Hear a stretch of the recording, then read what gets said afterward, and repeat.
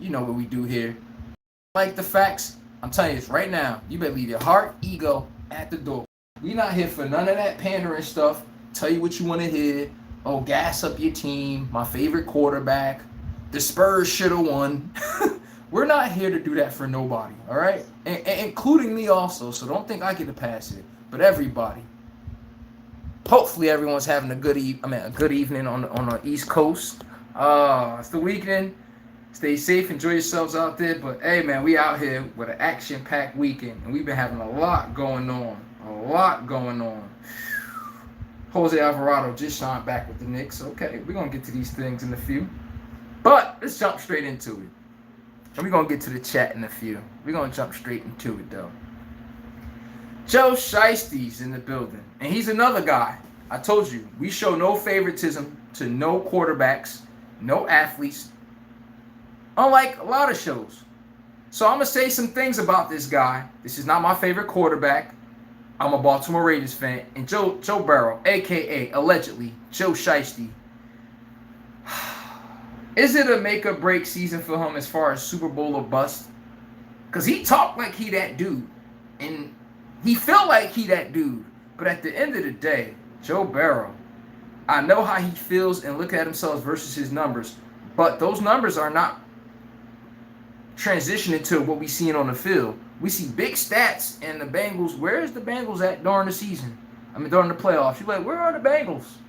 But you just saw Joe Burrow throw all these touchdowns, 40 touchdown season, 38 touchdown season, all these yards being thrown. But you ask yourself, what are the Bengals actually doing when it counts most? And is the way that Joe Burrow play, is it conducive to making the team better? That's the hard question we got to have, and I believe everyone's afraid to admit this. Now, the question is, could the Bengals win a Super Bowl with Joe Burrow leading the helm? Actually leading the captain of the ship. So far, this is a result-based channel. We don't lie. We don't pander. So let's be real. Has Joe Burrow been showing us that? I got to be 1,000 with you. No, he hasn't. And his inability to stay healthy. I personally think that's another thing right there. His inability to be able to stay healthy. I just can't get jiggy with that, folks. I just can't. Because I'm sitting there looking like, okay. I understand it's from a football play. I do. So I'm not going to dare be disingenuous to Joe Burrow. But at the end of the day, I'm like, come on, man. You my quarterback and I'm dishing out that much money. I need to know if I can be able to count on you. Joe Burrow, Joe Shiesty, Beisty, Leisty, whatever they call him. I need to be able to know I can count on you and you're going to be available. Joe Burrow, he's available. We're not sitting here saying he's missing seasons and all, but he always get nicked up during the season. And I just feel like the Bengals can't count on the guy. Would I personally trade Lamar Jackson for Joe Burrow? Hell yeah. I'm looking for a quarterback, folks. I'm not looking for no exciting guy running around doing all that BS. I need the ball out on time. But everybody, if I had a choice to actually, I'll tell everybody with this. With Joe Burrow, I believe the man is special. The man Joe Burrow, I believe the man is special. The man Joe Burrow is special. Great quarterback, great mechanics, everything you could ask for out of a quarterback, truth to be told. He could play slow. He could play check down. He can play intermediate level. He could play big plays. And he accurate on each and every level. Now, here's the problem what I have with Joe Burrow. Some of it is not his fault. I won't dare be disingenuous and say that. Some of it is not Joe Burrow's fault. It's not. Let's be 1,000, folks. I'm not going to say it's Joe Burrow's fault, but one person I'm going to put blame on it is Mr. Joe Burrow. Mr. Joe Shiesty. We got to hand accountability out to people. We can't be treating them like babies. And I already told y'all what we do here. We hold everybody accountable. We don't give a damn who the player we talk about. Listen here. They not performing, the belt comes out. I'm just saying. But Joe Burrow, if the Ravens could trade Lamar Jackson for Joe Burrow, and we could, man, I would take that trade any day of the week. We need a quarterback. If we had Joe Burrow, we'd have been on a damn Super Bowl. We just stuck with that guy. But let's focus on Joe. You got Jamar Chase, T. Higgins. You got Jamar Chase and T. Higgins, bro. Jamar Chase and T. Higgins. You got Chris Brown at running back. They bolstered their defense this season. It's not the greatest, but it's better than what they had with Dexter Lawrence. They got the kid Brick coming back.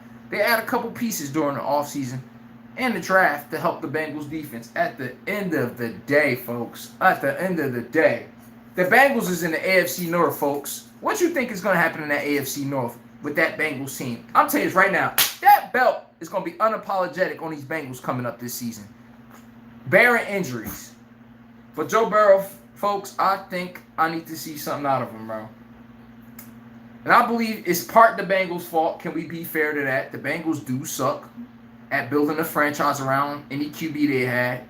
It could be Carson Palmer, Joe Kitna. Where do we want to go with that conversation? Don't make me go in the 90s. It was atrocious. But, yeah, man. When it comes to Joe Burrow, me personally, I believe his ass he got to prove something this season. And Ravens, can we trade Lamar for Joe Burrow, please? If we had Joe Burrow, the Ravens would have been won a Super Bowl. If we had this guy, we would have had one of them fat rocks on our hands. The only reason why we don't is strictly because we want to choose elusiveness in selling tickets. And he shook the player. All right, is the ball out on time? His job is to be a point guard. That's a quarterback's job, folks. Run the offense.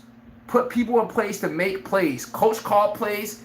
You make sure you trust what you see, and you put them in position to make plays just like the coach did. The quarterback is the person that got to do the physical damn attribute to that. Are you doing that as a quarterback, Lamar Jackson? No. Does Joe Burrow do it better? Yes, he does. I'm not about to be delusional and say something else because people like Lamar.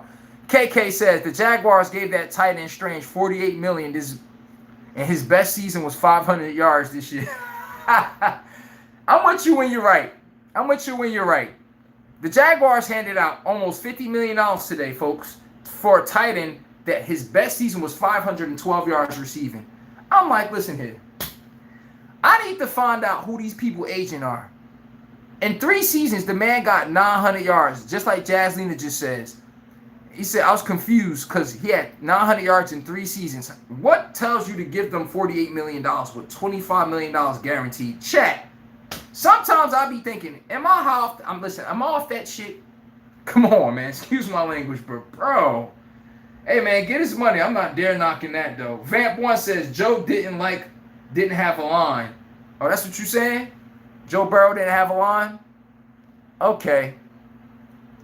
But at the end of the day, you can't say Joe Burrow didn't have a line. Can we be fair, though? He didn't. But when he decides to take $300 million, you can't say this, right? I want to take $300 million, but why don't we have a cornerback? You can't take $300 million and say, why don't we have a left tackle? You can't take $300 million and say, oh, why don't we have a safety? You be like, then you see Patrick Mahomes leave $100 million on the table. What did the Chiefs do after he left $100 million on the table from his $500 million deal with the Chiefs? The first one. What did the Chiefs win? 2 straight Super Bowls. He had the opportunity to take a pay cut. What did he want to do? Oh, I want all my money, just like Lamar Jackson. Then we're complaining about the Ravens' defense has regressed. I wonder why. What we're not doing is holding these quarterbacks accountable. We're just not doing it. Give credit to Lamar this season. He restructured $40 million for the Ravens to have money to spend. But you see, he finally understood it now. A quarterback is starting to look like the wide receiver divas that we complain about. They complain about not having a bunch of things, but I'm like, are you delusional, Joe? You're the reason why you don't have it. You want to take a pay cut? You don't have to take all the money. You can leave some money on the team for the team to eat and for the team to get better. Why do you want to take the Supermax? I want to get paid. And then look, you got Jamar Chase and T. Higgins. Your pocket $500 million as a wide receiver core and quarterback core. $500 million. And then we got to sit there and feel sorry for the Bengals. Why they defense look like that? I'm like, are we serious? This man take up like a big 40% chunk of the cap. So when Vamp 1, when he doesn't have a line, can we not act delusional? Can we not act delusional? Any max quarterback, if they lack a defense, can we stop being delusional saying the quarterback didn't have this, his team didn't have that? Then I go look at the guy you're defending. He make $350 mil, $300 mil, $250. I'm like, that's why. But my question is to everyone. Why don't we hold these quarterbacks accountable? Jared Goff took a $40 million pay cut this season too. You convert it into a signing bonus, so next season he'll make $2 million on paper. But this season he really making about 60, 70 mil. And the next year we could use all that money that's not dead cap space. We could use that to make the team better. He could have did that. Lamar Jackson finally did it this offseason. But look how long it took for them to do that. Because their ego. I want to get paid like I'm the man. Tom Brady got like 7 rings. Y'all know what Tom Brady ranked at in quarterbacks being paid? It's criminal. You see what Patrick Mahomes ranked as far as QBs being paid before this new deal? He was like 9th in the NFL. Guess what? 3 Super Bowls though. Was Jalen Hurts ever the highest paid everyone? No. He's been to 2 Super Bowls since he's been in the NFL since 2020. And he's got 1. That's the recipe. Stop trying to milk the cat and gut the cat and then everybody looking like Scooby-Doo. It's you. I'm like, come on now. We can't be delusional, man. That's all I say on my show. I make sure we keep it 1,000 and we don't do the lying here. That's the one thing I make sure we do here. Always be 1,000. Let's check the other chats, but in life, man. Life, you have to sacrifice if you want anything in life. I don't care if it's football. I play football too, folks. You can't sacrifice for your next player next to you. You're not winning nothing. When did Michael Jordan and Kobe start winning rings? Phil said you need to learn how to trust your teammates. And he told Shaq that. You need to start trusting your teammates. Same thing when you're at the contract negotiation table. You trust your teammates, right? You want to see the city win, right? Let's see how serious you are when it's time to put your money where your mouth is. Don't take all the damn money and then say, why don't we have? Then Jamar Chase take all that money, then T. Higgins, and then we all sit here like boo-hoo. Wah, wah, wah, for the damn Bengals. Now I got the world's smallest violin for the Bengals. I don't feel no empathy for them. Stop taking the max. It's that simple. Stop taking the max. I don't understand. Travis Kelce wouldn't be on the Chiefs and Chris Jones wouldn't be on it if Patrick Mahomes didn't take the max. If he took the max, we're watching everybody want to get paid. And congratulations, he got paid. All right, are you getting paid at the while you're getting paid? Are you compromising your team? Hey, chat. What if we was in a group project in the process of us getting that A grade, right, or whatever grade we got? But I'm sabotaging the shit. Does it hit the same? And then we wondering why. I'm like, kick his ass out the group. Whoever's sabotaging, kick their ass out the group. Listen here, you ain't about trying to help the salary cap structure moving forward for us to keep winning and for this to be a sustainable, well-oiled machine running. Look at the Chiefs. Y'all wonder why y'all all cleaning Patrick Mahomes' jockstrap. That's really the truth. He played team ball. Patrick Mahomes plays team ball. He don't just say it. When he at the contract negotiation table, he shows it. This guy right here, he got every bit of talent you can think of, what you want from a quarterback. I'm talking about from top to bottom. I would trade Lamar Jackson for this guy. Trust me. Ravens will have a Super Bowl yesterday. We just too stuck on Lamar running around and oh my God, and Baltimore loves him. Who the hell cares? I'd have been gave up Lamar for Burrow, bro. But Joe Burrow this season, I need to see something, bro. They got Dexter Lawrence. They made a couple moves for y'all and everything. The Bengals defense, this is y'all job. The Bengals, could y'all get ranked maybe, if the Bengals defense was ranked 18th, 17th, y'all could get off the field on third downs. It don't got to be the greatest, but could you make some plays? Could you get off the field? The Bengals could definitely be a Super Bowl contender. Definitely. But here's the truth, though. I'm not about to keep blaming it. I'm not about to keep blaming it on the defense, though. Joe Burrow has the same problem Lamar Jackson has. And this is one thing I could say they both have in common, folks. Joe Burrow has the same problem Lamar Jackson has. They play too fast. Joe Burrow, how do you throw for 400 yards the way you be doing? It's because you're playing fast. No huddle sometimes. Ball, you snapping the ball with 10 seconds on the play clock.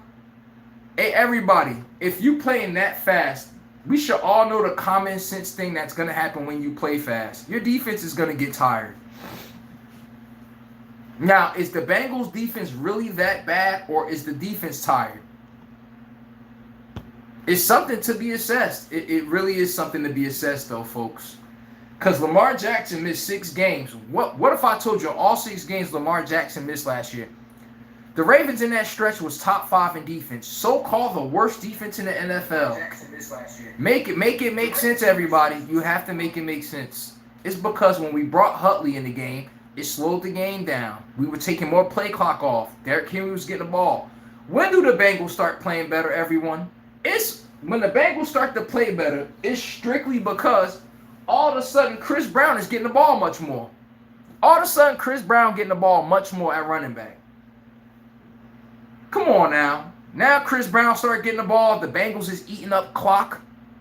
The Bengals are actually on a 7-minute drive. Well, Joe Shiesty, Beisty, Leisty, whatever they call him, Joe Shiesty plays a little too damn fast, and it puts the defense in a compromising situation. It does. It's the same thing as Lamar Jackson. Y'all play too fast. Now, I will still take Joe Shiesty over Lamar Jackson. Trade him to my Ravens. But his Bengals defense isn't as bad as he think he is. When you throw for all those stats, all those catches Jamar Chase be getting, all that shit T. Higgins be getting, guess what? What happens when it's an incomplete pass? The clock stops. Guess what? The defense has to come back on the field. And the more incomplete passes and the less clock you take off, Joe Burrow, Lamar Jackson, Josh Allen, guess what? You look up, your defense back on the field getting their asses torched, and you can't figure it out. And we wondering why that damn belt keeps showing up. And the shit showing up with no remorse. It ain't looking for no survivors. At that point, Joe Burrow, the only thing he got to get better to me is game tempo. He got to know how to control game tempo. This man takes care of the ball like no other, Joe Burrow.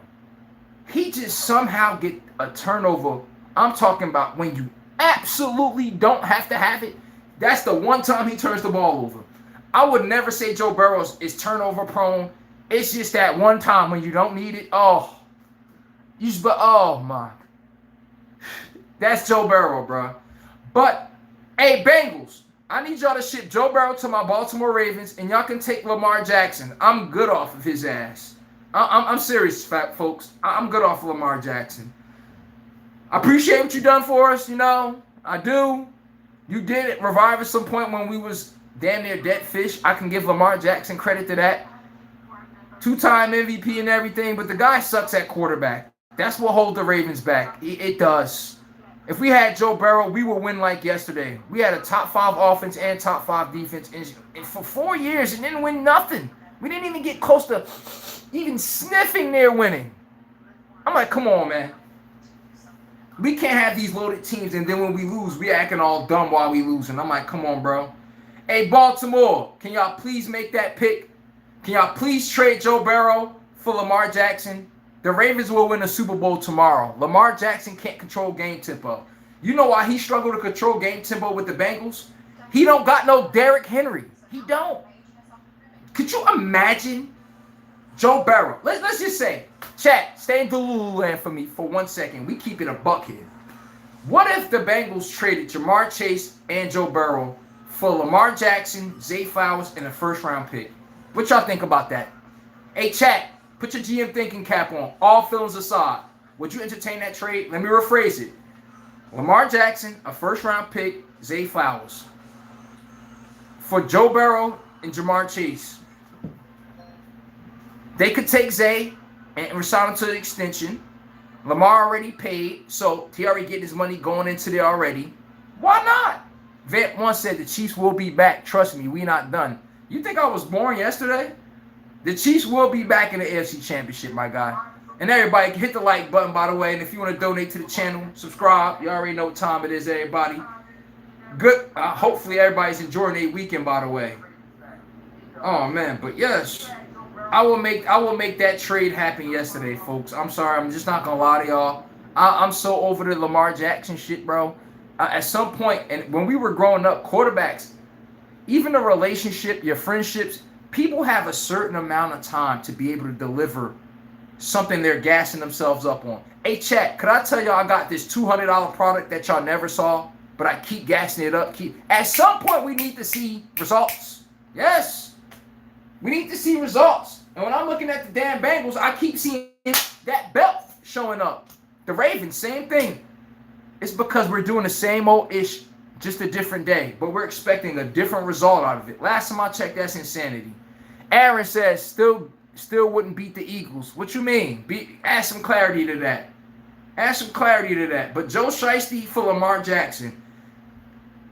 If the Ravens had Joe Burrow with Derrick Henry, Shad. The only reason why my Ravens don't be winning is because Mr. Lamar Jackson ego wants to be the focal point of why we're winning instead of letting King Henry take us to the damn promised land. I'm just being 1,000 with you folks. I am. But this is all I'm saying to you guys. We cannot. If we're going to go one more season with Joe Burrow, we got to see something from him this year. We got to at least see them make the playoffs, bro. And they got to at least look like they playing towards something. They can't keep getting away with. It's just not Joe Burrow. It's not Joe per se. The man been balling his ass off. Has the defense been trash and the O-line trash? Yes. But it's his fault why it's trash. He took the most money and it gutted his team. We said Giannis Antetokounmpo to Miami Heat, right? Check. We just saw that trade this past week. Didn't we all say that's a bad trade because the Miami Heat gutted too much to get Giannis from the Bucks? They gave up 3 first-round picks. They gave up too much, right? What's the difference between Miami giving up Giannis to the Heat and they giving too much to the Bucks? What's the difference between these max QBs in the NFL taking $300 million? Chat, I got time today. Oh, yeah, I got time today. Everybody had common sense when Giannis got traded to the Heat. I don't know, man. I think that's a bad move, bro. They gave up too much, bro. And then you see Lamar Jackson taking $300 million. You see Joe Burrow taking $300 million. Josh Allen, $300 million. All these $300 million guys. Justin Sherbert, Blurbert, Herbert. I'm like, isn't that the same thing? They're gutting the team out of too much money where the team just can't get better. And then we're wondering why we keep seeing the Chiefs in the Super Bowl. It's because they only pay 2 players. Outside of that, they developed the rest of their players while y'all stuck holding the bill with everyone else. Receiver here getting paid. This receiver getting paid. That safety, the corner, this, that. You go to the Chiefs, only 2 people make money. 3 people. A tackle, a quarterback, and maybe a damn receiver. You be like, wow. Why all these other teams that get stuck giving out the contract, how has that been going for them? The Chiefs are the modern day Patriots that don't cheat, by the way. Vet 1 says the Bills in the same. I'm with you when you write the same boat. I'm with you when you write. Aaron says if they had those players, they still wouldn't beat the Eagles. LOL. Good, go Birds. Okay, we got Eagles Nation in here talking filthy. I smell Philadelphia in the crowd. Okay. In the land of violence. But the Eagles, what you got them doing this year? B1000. Hey, Aaron, what you got the Eagles doing this year? What's the projection for them? Give me a record. What we got? B1000. Remember, GM thinking caps on. Eagles left at the door. I got them going to the playoffs, okay? I'm just saying give me a record. But where they going to be at for you? Let's see what we got. Okay. What we got? He said 12-6, the playoffs. They need a Howie Rules. Vamp 1 says Josh Allen, Lamar Jackson, Joe Burrow, all in the same boat. Thank you. Whoa. Hey, Vamp 1, what's up, bro? You missing some names there. Josh Allen, Lamar Jackson, Joe Burrow, all in the same boat. What about Justin Sherbert, Blurbert, Herbert? Whatever his damn name is, Sherbert. Matter of fact, he don't got a nickname until he wins something meaningful to me.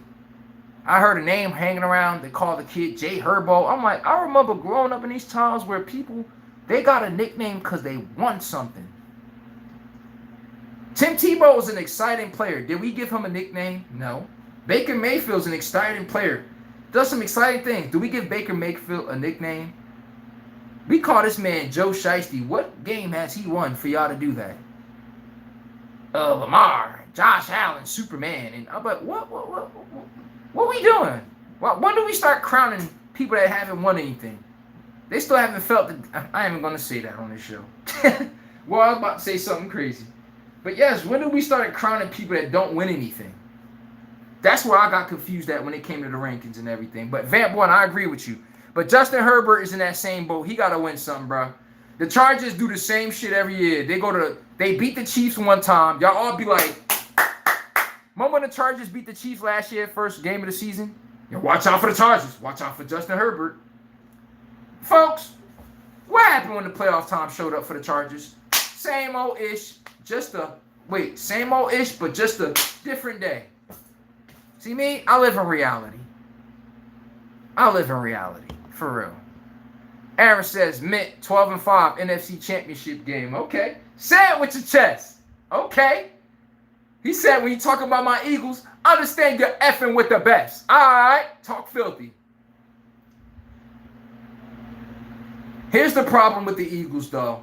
They're signing too much homegrown talent. I already know it's your problem. If that doesn't work out, just like the Rams, boy, y'all stuck with that team. Ooh. You don't know the worst predicament to be as a franchise? When you dish out too much money to everybody and you're stuck. You paying 2 cornerbacks, DeJean, and you paying Mitchell? I'm like, okay. Oh, you paying this guy. Saquon get paid too. Jalen Hurts, Dallas Goedert just let y'all touchdowns. I'm like, okay. What happens when the Rams don't win a Super Bowl this year, folks? Did y'all know the Rams gut every bit of their team to have what they have? That means the next maybe year or two, I don't know. Or unless you develop some good young pieces around. Oh, things are about to look bleak for the next couple seasons. I'm letting you know this right now. Aaron says Howie's a genius with the bread. I could give him that. He is. Can't be disingenuous to that. Me, I stick on results, not what the hell I think or feel. That's my show, folks. Not even what I think and feel. I just gave a good take. But what Aaron said, Howie's a genius with the bread. Is he not a genius with the bread? That's what we run on here. You ain't got to like it, but you need to learn how to love it. That's my damn show. Like I said, rip that damn heart out your chest and throw it out the door. We just leave it at the door. When you check out my show, you pick it back up. You know? Then you could go be delusional in someone else's chat. My team should have. On my show, we don't do that here. I know, man. This show is not for everyone, okay? And hit the like, comment, subscribe. If you want to donate to the show, everybody. You already know, do super chat. Cash apps in the description and everything, everybody. I keep it 1,000 here. Am I going to track a bunch of viewers? Hell no. I'm going to track the right ones. That's exactly the ones I'm looking for. People with bricks in their back pocket. Chauncey Billings, what up, bro? How y'all weekend going, by the way? Chauncey Billings, everyone, man. Hopefully y'all enjoying y'all weekends. It's raining on the East Coast right now. Hey, Aaron said, my man, Harry is a genius. He said, when we start punishing winners like y'all, he said, when we start punishing winners like y'all do Jalen, I don't get it. Every QB in y'all top 5 don't have what Hurts got. Thank you. Hey, bro.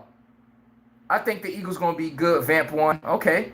Hey, chat. Hey, Aaron, this your first day watching the show? I need to know before what I'm about to say. I've been saying this. Go watch my past lives. I've never seen a time in this world. Okay, he has. When can a winner get picked on? We live in a time today where winners get... And he's winning. SGA's flopping. The Knicks won by luck. Jalen Hurts is... He went to 2 Super Bowls in about 5 seasons. He won 1. He outplayed the final boss. Why isn't he top 5? Oh, and because we want to see stats.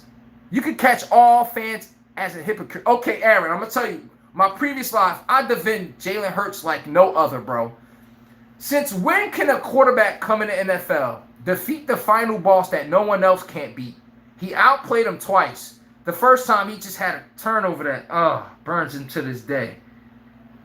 How can he outplay Mahomes twice? Josh Allen, Lamar, and them can't do it one time and close the deal. He seemed to do it twice and beat him in a big game. Somehow, we just act like Jalen Hurts is a janitor. Because he don't win the way they want. They want to see winning. They want to see Joe Burrow stats in 8-8 on the Bengals. You heard what I said? 8-8. See, Jalen Hurts give less than that. You know why? Less is more when you have talent on your team. You know why less is more? I don't like Phillip Rivers. But, nigga, when I got the Damian Thomason in my backfield, you think I'm trying to throw the ball all day? Lamar Jackson? Oh, the nigga, Jalen Hurts said, Saquon just gained 7 yards. You know what we about to do again? See, his ego be left at the door. You get my show now? Tell me Jalen Hurts leave his ego at the door. Saquon just gained 7 yards. Let's do that again. You know what Lamar Jackson will do? Let's do a play action. We didn't need that. He eating. Keep feeding him. What Zeke used to do in the Cowboys, everybody. He said, keep feeding me. See, now your ego, let's throw the ball. Was this a throwing down? It's 2nd and 3. Can we get this in the 3rd and short or maybe the next first down? See, IQ. Jalen Hurts have most of your QBs beat by IQ. A.J. Brown don't like him for that exact reason. A flame train CBD. Bo Nix is the new GOAT. Since when? But I'm telling y'all this right now. They don't like Jalen Hurts because Jalen Hurts is not. I mess with Joe Burrow, but the only knock I got on him, y'all struggle at managing the damn game. Y'all do. All y'all do. All y'all favorite QB struggle at managing the game. Jalen Hurts was like, so, do I got to give the ball to Saquon 7 straight times? That nigga play, say less. Rest of y'all, I feel like they running the ball too much. Receiver over there, I'm not getting my targets.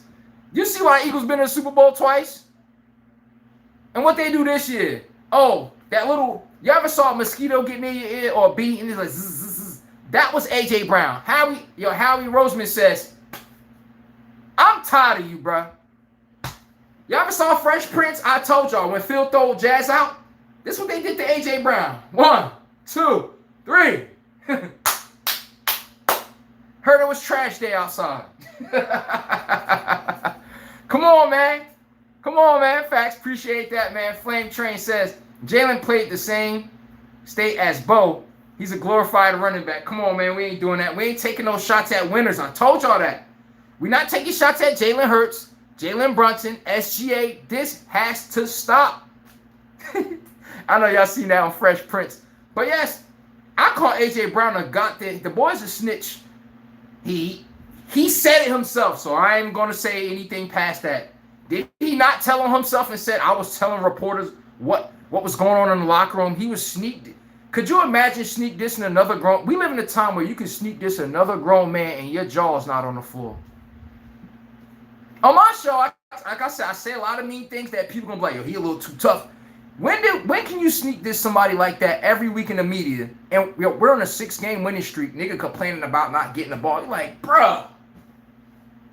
You know what the Eagles need? Hey, Aaron, you know what the Eagles need? Y'all know who Hines Ward is for the Pittsburgh Steelers? Let me give you a story about Santonio Holmes. What did he say about Hines Ward? They won a game, right? Y'all know who Hines Ward is? 10K receiver. Just help you out. They said one game he had 4 catches, 30 yards. Mind you, this is Hines Ward at his apex. He said he was sitting next to him. He just couldn't understand why. He just chilling, watching a movie on the he said he's just watching a movie on a tablet. He just chilling. He couldn't figure it out. He said that lemon. You know, thumbhead Hines Ward. But Santonio Holmes even said, he said it humbled them to see Hines Ward. We won big today. He had 4 catches, 32 yards. This is a Hall of Fame receiver, a future Hall of Famer. He not even tripping. He happy, chilling, playing cards with everybody.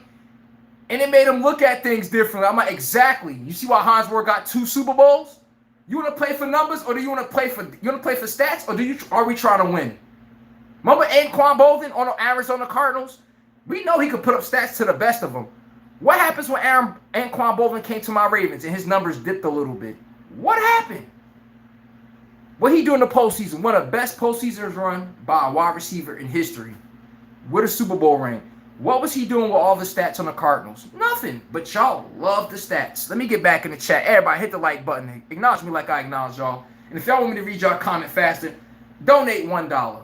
I'm simple as hell, man. I don't tell y'all to be sitting here. You got super chat $50. Everybody drop $1 in the damn chat. That'd be me so I could easily see your message. Right now, the show just getting started, everybody. I hope y'all know this. It's going to be a point where this shit just coming down too fast. I'm like, yo, unless you super chat, how am I supposed to catch you? But I saw say $1 so I could keep catching people. I don't want you to be sitting here going broke watching my show and shit like that. But folks, man, we value stats more than actually winning. Jalen Hurts, I told y'all, I'm that man's lawyer when it comes to the way y'all hate on that guy. I do not allow that shit, bro. Y'all just keep kicking up dirt on his white Air Forces, even though he didn't do nothing. I'm like, why y'all do that to old boy? I be looking like, what he do to y'all? It gotta stop, bro. Sam Darnold, what he do in the Super Bowl, everybody? He said, less Sam Darnold, less Jackson Smith and Jigba. My Ohio State Buckeye, by the way. Congratulations on the Offensive Player of the Year. But yes, Sam Darnold said, hey, chat. Sam Darnold, it was just like Jalen Hurts and Saquon Barkley. Sam Darnold gave the ball to Kenneth Walker. He said, oh, he gained 8 yards. SOS, SOS, S-O goddamn S. Same old shit. We're not getting away from this, fellas. So you know what y'all favorite teams do? Nigga, Josh Allen, Dalvin Cook got 13 carries, 91 yards. You would think it's the same thing. Nigga, Josh Allen running around, trying to beat Big Ben, sack strip. You be like, bruh. Is that what they needed at that moment? It's 2nd and 2. Dalvin Cook is eating. Could you give him the damn ball? See, Jalen Hurts is the only one that knows how to do it correct. And Patrick Mahomes. Patrick Mahomes would get them that big. He would get 2 tight ends in the game. Run that big personnel here, hand that ball off to milk some clock. He don't give a damn if it look pretty. All of y'all in the NFL try to play pretty football. Y'all want to see stats, a dopamine, and then you wonder why every time you look up in the clutch, that belt on your ass. And you wonder why. I told you. Now, as we don't have this, I might know the way you play, a.k.a. Joe Burrow sometimes. But Lamar Jackson, you play like that all the times. And Josh Allen, Jesus. Y'all play so fast, it compromises y'all defense. And when it's time to point a finger at them, we don't do that. We all start acting dumb and remedial like we don't know how did the game come about. Joe Burrow, hopefully you get better doing that. I'm serious. I promise you, I really.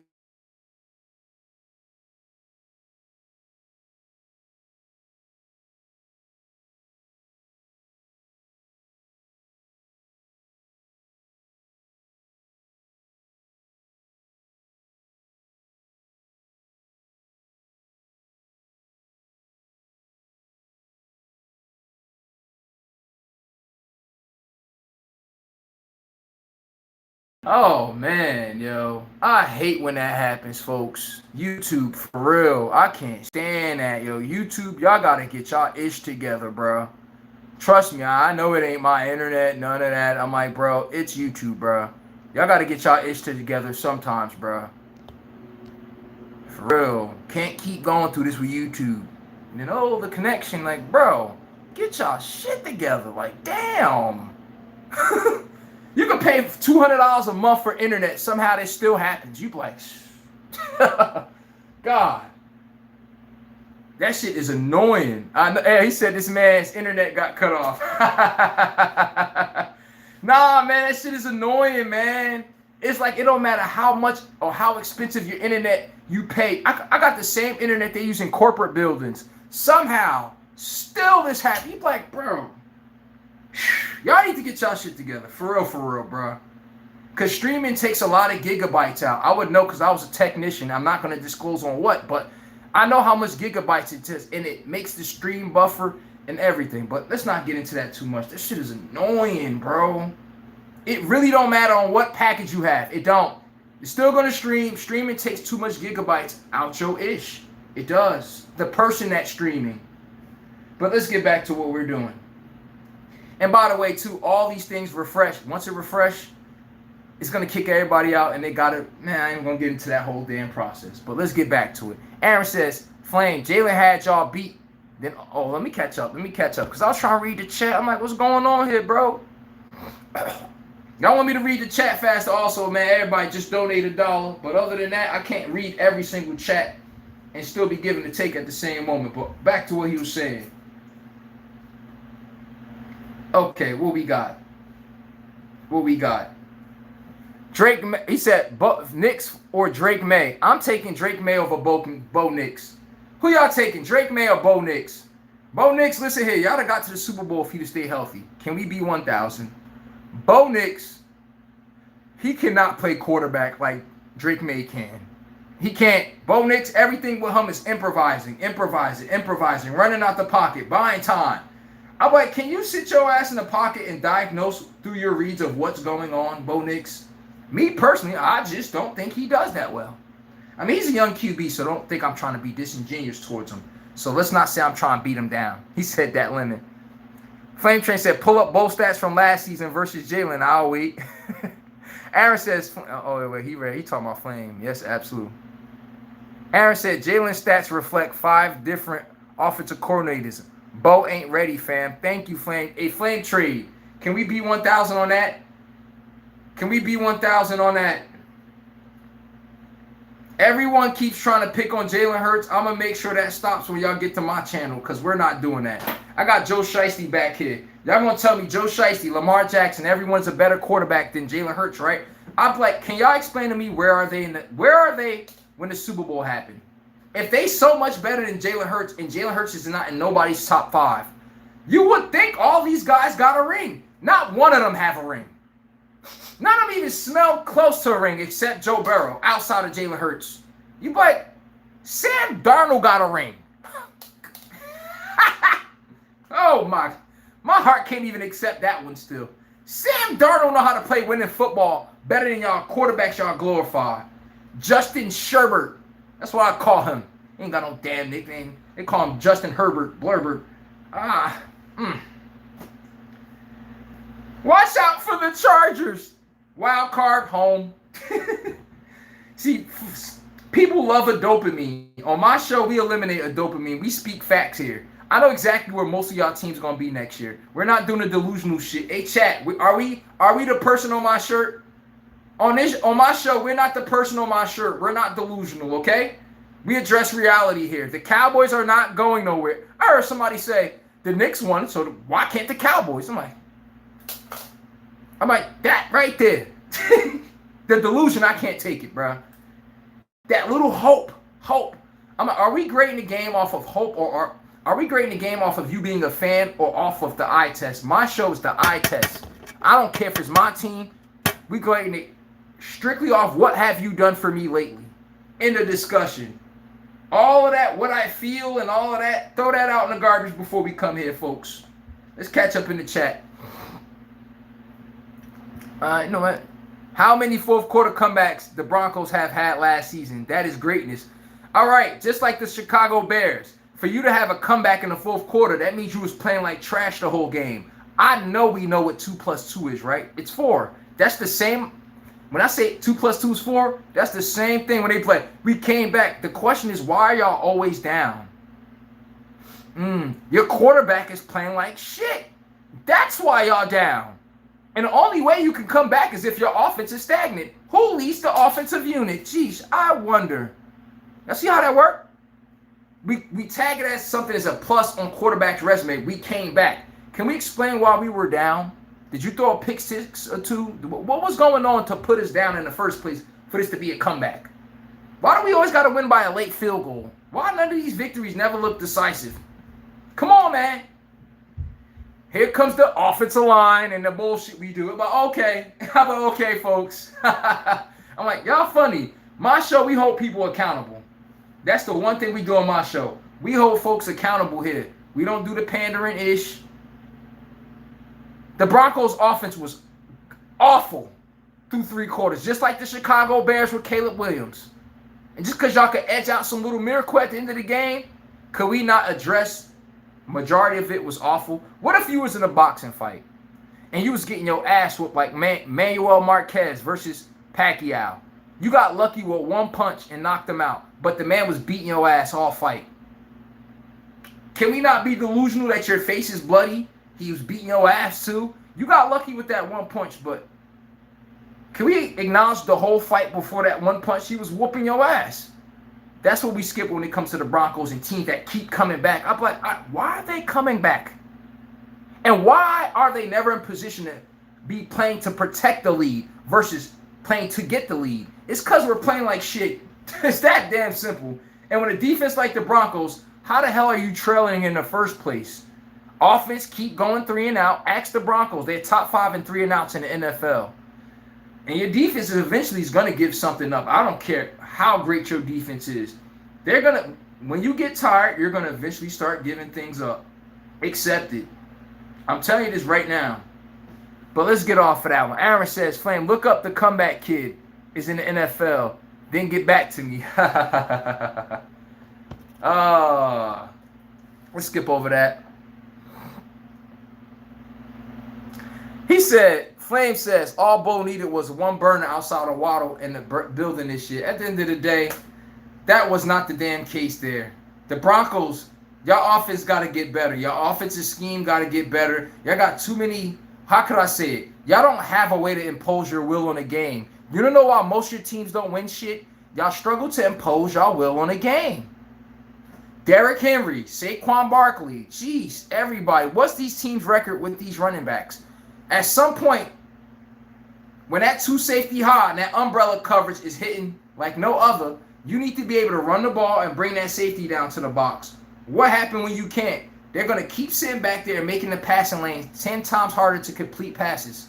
Ask Peyton Manning going against the Chargers back in the day. They played umbrella. Who Peyton Manning throw the most picks against? The Chargers. Because if we can't run the ball and the safety don't feel threatened, the linebackers are not taking a read step up forward to guess and diagnose what the play is. What you think they're going to do? They're going to drop back in their zone without hesitation. You know how hard it is to complete passes that way? Come on, man. Even Peyton Manning threw 6. I watched Peyton Manning throw 6 interceptions in front of my face on a Monday night game, and they still won. That's embarrassing, bro. They still beat the Chargers, and he threw 6 interceptions, bro. But that's the thing with Peyton Manning's career, why he didn't have as much Super Bowls. He never had a running back that could impose its will on the game. He had Edgerrin James. He never had someone that could flat out impose their will over and over again. But when he did have it, what did they do? Trade him, Marshall Faulk. I'm just saying, chat. Hold on, what we got? Joe Shiesty, man, we already answered to you. Aaron said facts. He said Mahomes got beat by Bo. So what? If you're not beating Patrick Mahomes in the money time, if your quarterback's not beating Patrick Mahomes in the money time, I got a question. Are you this person on my shirt? It says Stoner life. Yes, that's Stoner shit. If you didn't beat the final boss, Patrick Mahomes, in the playoffs, I'm not trying to hear you mention any other time y'all beat them. We beat them that 1 week in week 3. Oh, come on, man. Like, what are we doing? I beat Tom Brady week 1. You well, so? Like, what are we doing? Moral victories now? What are we doing, chat? Come on, chat. We don't do that here. We talk about winners, and we pay winners homage, man. You don't got to like it. I told y'all don't got to like it. But you need to learn how to love it. I done told y'all. This belt show up. You don't got to like who this belt being used on. The question is, why are we using the damn belt? Jalen Hurts put belt to ass. He win however he needs to see fit. He one of those people that, listen here, I'm going to put some grease on the side of this furniture. You ever be moving in, you can't get something in the door? He like, listen here, we going to get this in the damn door. That's Jalen Hurts. We going to get this shit through the door. I don't know how. What, tush push, Saquon? What, the left tackle? What? We going to get this motherfucker through the door. You know what y'all quarterbacks doing? Guys, how are we getting the ball? How are we getting in the door? Same obstacle come up in their face every time. They act remedial as hell like they don't know what to do. Jalen Hurts, Saquon, yo. Sam Darnold said, Kenneth Walker. Did anyone see JSN complaining like, oh, man, my stats in the Super Bowl? Damn, Sam Darnold like, oh, man. I see everybody partying just as equal as if they were Kenneth Walker winning the MVP. That's a Super Bowl winning team. We don't give a damn who had a good day. Last time I checked, he had a good day. We all had a good day. Hines Ward. See my point? A.J. Brown, I'm not getting my targets. The Eagles give him 10-plus targets. What are they in those 3 games, 1 and 2? You tell me. Proof is in the pudding. Is giving the ball to A.J. Brown much more helping them win or helping them lose? Proof is in the pudding, man. He funny. So he said my internet got cut off. And Aaron says facts over feelings, man. I already know. Appreciate that. He said love the ish, bro. You real. I'm a realist.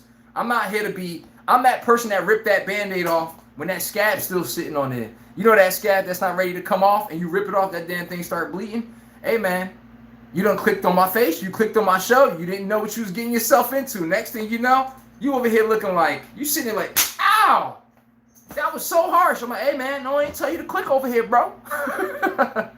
I'm not looking for all of YouTube and be Mr. Beast or something. Everybody subscribe to me. No, I want the right people here. So when we got hard-hitting content, we got people with bricks in their back pocket They don't got to say, why are you saying it like that? Oh, are you a hater? Can you address the facts? Have Jalen Hurts been to 2 Super Bowls in 5 seasons?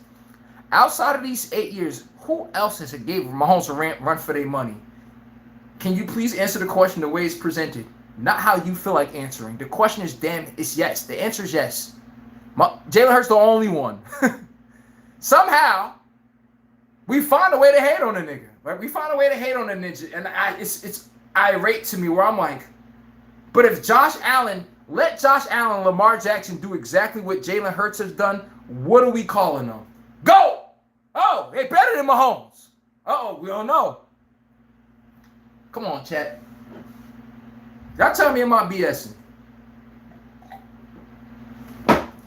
Y'all tell me am I BSing? I told you, man, on this show, we come down that chimney looking for the smoke. We ain't ducking ish around here. I'm not going to always say things I love, bro. But I appreciate that, man. Aaron, I really do appreciate that, man. So I love these real. That's what I aim to be on this show. We're not a pan. This is ESPN uncut. Not literally, but you get the point. Uncut. Now all that ha keying and then we reading stuff off of stat sheets. Oh, no. Let's really go below the surface level. That's what we do on my show. Are these quarterbacks getting it done when it's money time? Yes or no? And we're not about to watch the next season roll around and then we're about to big them up as if they win every time. Josh Allen, midway through the season, he's an MVP candidate. Lamar, watch out for him. Here we go with this shit. Dak Prescott is looking good, folks. And I got to just sit there like, so we don't know where this is going, huh? Playoff time comes. Dak Prescott sells. Justin Herbert sells his ass. Lamar Jackson sells his ass. The list goes on. This is all NFL fans. Oh, how did that happen? Every damn year, I'll be like, yo, at some point, that is delusional. Have you ever accepted that your team is not good enough to win?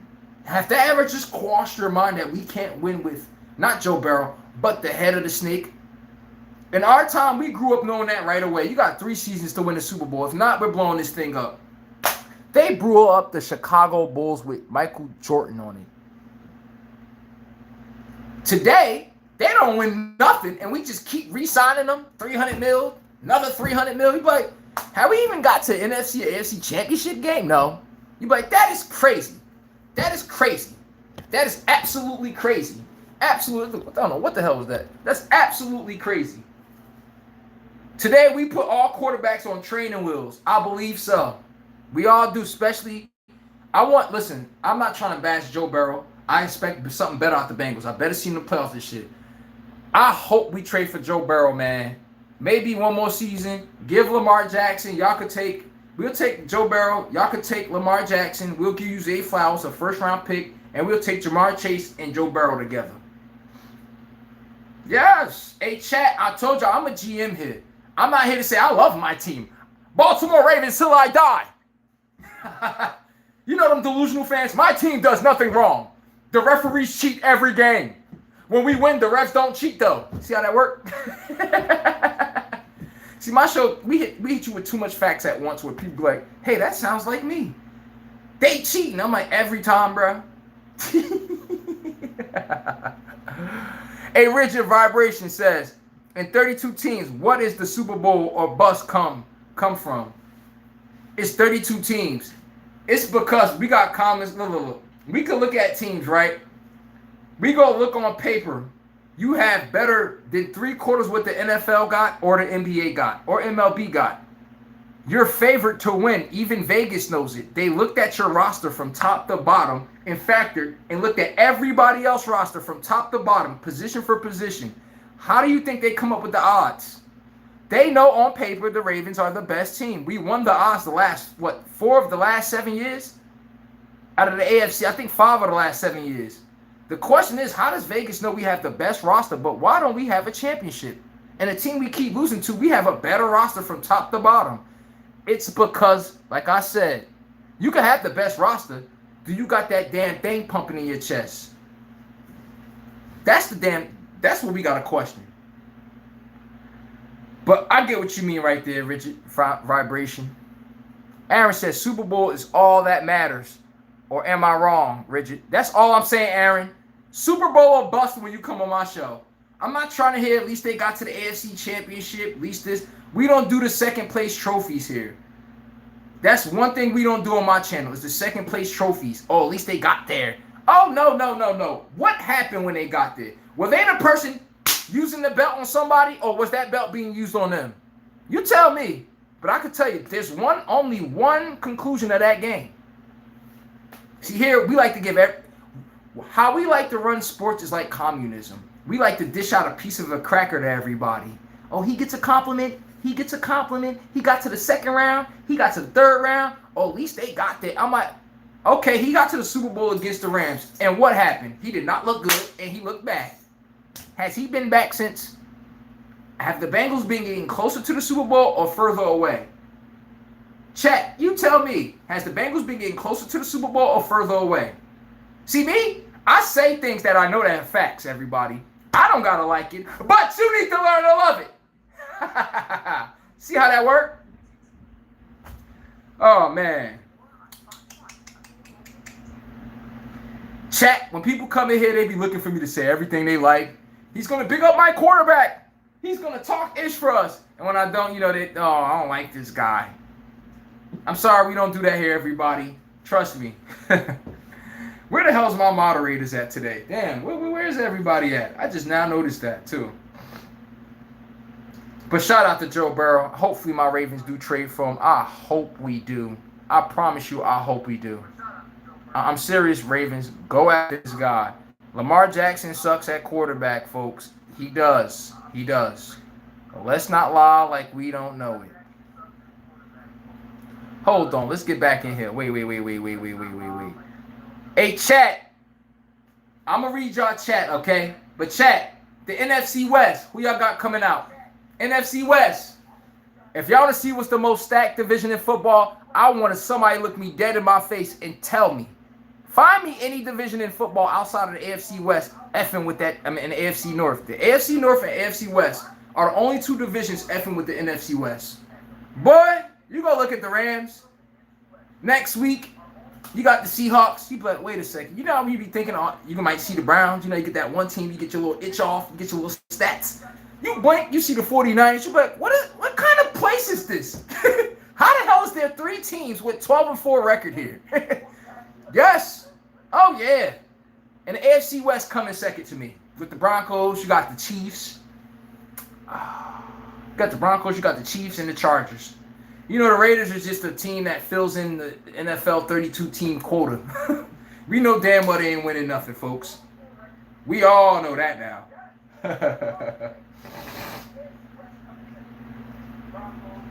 Hey, hold on. I'm going to catch up to the chat at the bottom. Give me a second, everybody. Hold on. But the NFC West, understand. When it comes to this right here, I need to know what we got, folks. I need to know what the hell, who's winning this division. Who we got coming out the AFC West? Who we got coming out the AFC West, folks? Me, I'm going with it right now. The 49ers is back healthy. If they can stay healthy, I got the 49ers. If you really want to be technical, the defensive side of the ball, Nick Bosa is back. Greenlaw is back. They got Myles Garrett. But if you look at from top to bottom, Fred Warner is back for the 49ers. That is the best linebacker in football. I'm not trying to have Nathaniel conversation about that. Healthy Fred Warner, that man is the best linebacker in football. He does some things that linebackers should not be able to do, folks. I be looking at him on tape sometimes like, what the But I got the 49ers winning the NFC West. Brock Purdy back. He healthy. Got to go through training camp and everything with them, not injured. Where he being pushed in, trying to. He wasn't Brock Purdy. He didn't start really actually playing good till like his 3rd week in the game and in the season. You could tell he was rusty. He was rusty. It was obvious. Bridget says, so what about the other 30 teams? What you mean? The other 30 teams need to eat their Wheaties and stop letting Patrick Mahomes be their daddy. How many Jalen Hurts is the NFL's daddy? It took till last season for people to see another winner. That's embarrassing. Do y'all know how embarrassing that is? It took till last season for us to see another Super Bowl winner. You ask everybody, who else was winning in that time span? Mahomes or Jalen Hurts? It was that simple. It's that that simple. We ain't gotta like it, like I said, but that's the facts, and that's how I went about. They need to win a Super Bowl for real. Hold on, let me catch it. Aaron says, "What are you saying, Richard? The bowl is the prize, not being an NFL team." Thank you. We can't just say, "Yo, oh, you exist," and we trying to coddle NFL teams. Are you here to win the game, or are you here to just pretend like you're trying to win the game and put up stats? There's two types of teams. One trying to win the championship and will do anything to win it. And other one that looks like they're trying to do the same thing, but then they really care about their stats. And I need the max dollars. Dumb teams. You really don't care about winning. You just got to act like you do for the media, you know? But then we always talking about stats and contracts and shit. You like, bro, I know it's business. I know we got to get these things edged out. But notice every time, let's say a contract is on the table, they give you a chance to play the team ball you proclaim to be. Oh, I'm a team guy. All right, be a team guy right now. I'm not taking the discount. But then the season roll around. We don't have a right guard because you didn't take a discount. Why NFL fans are not holding their team accountable to that?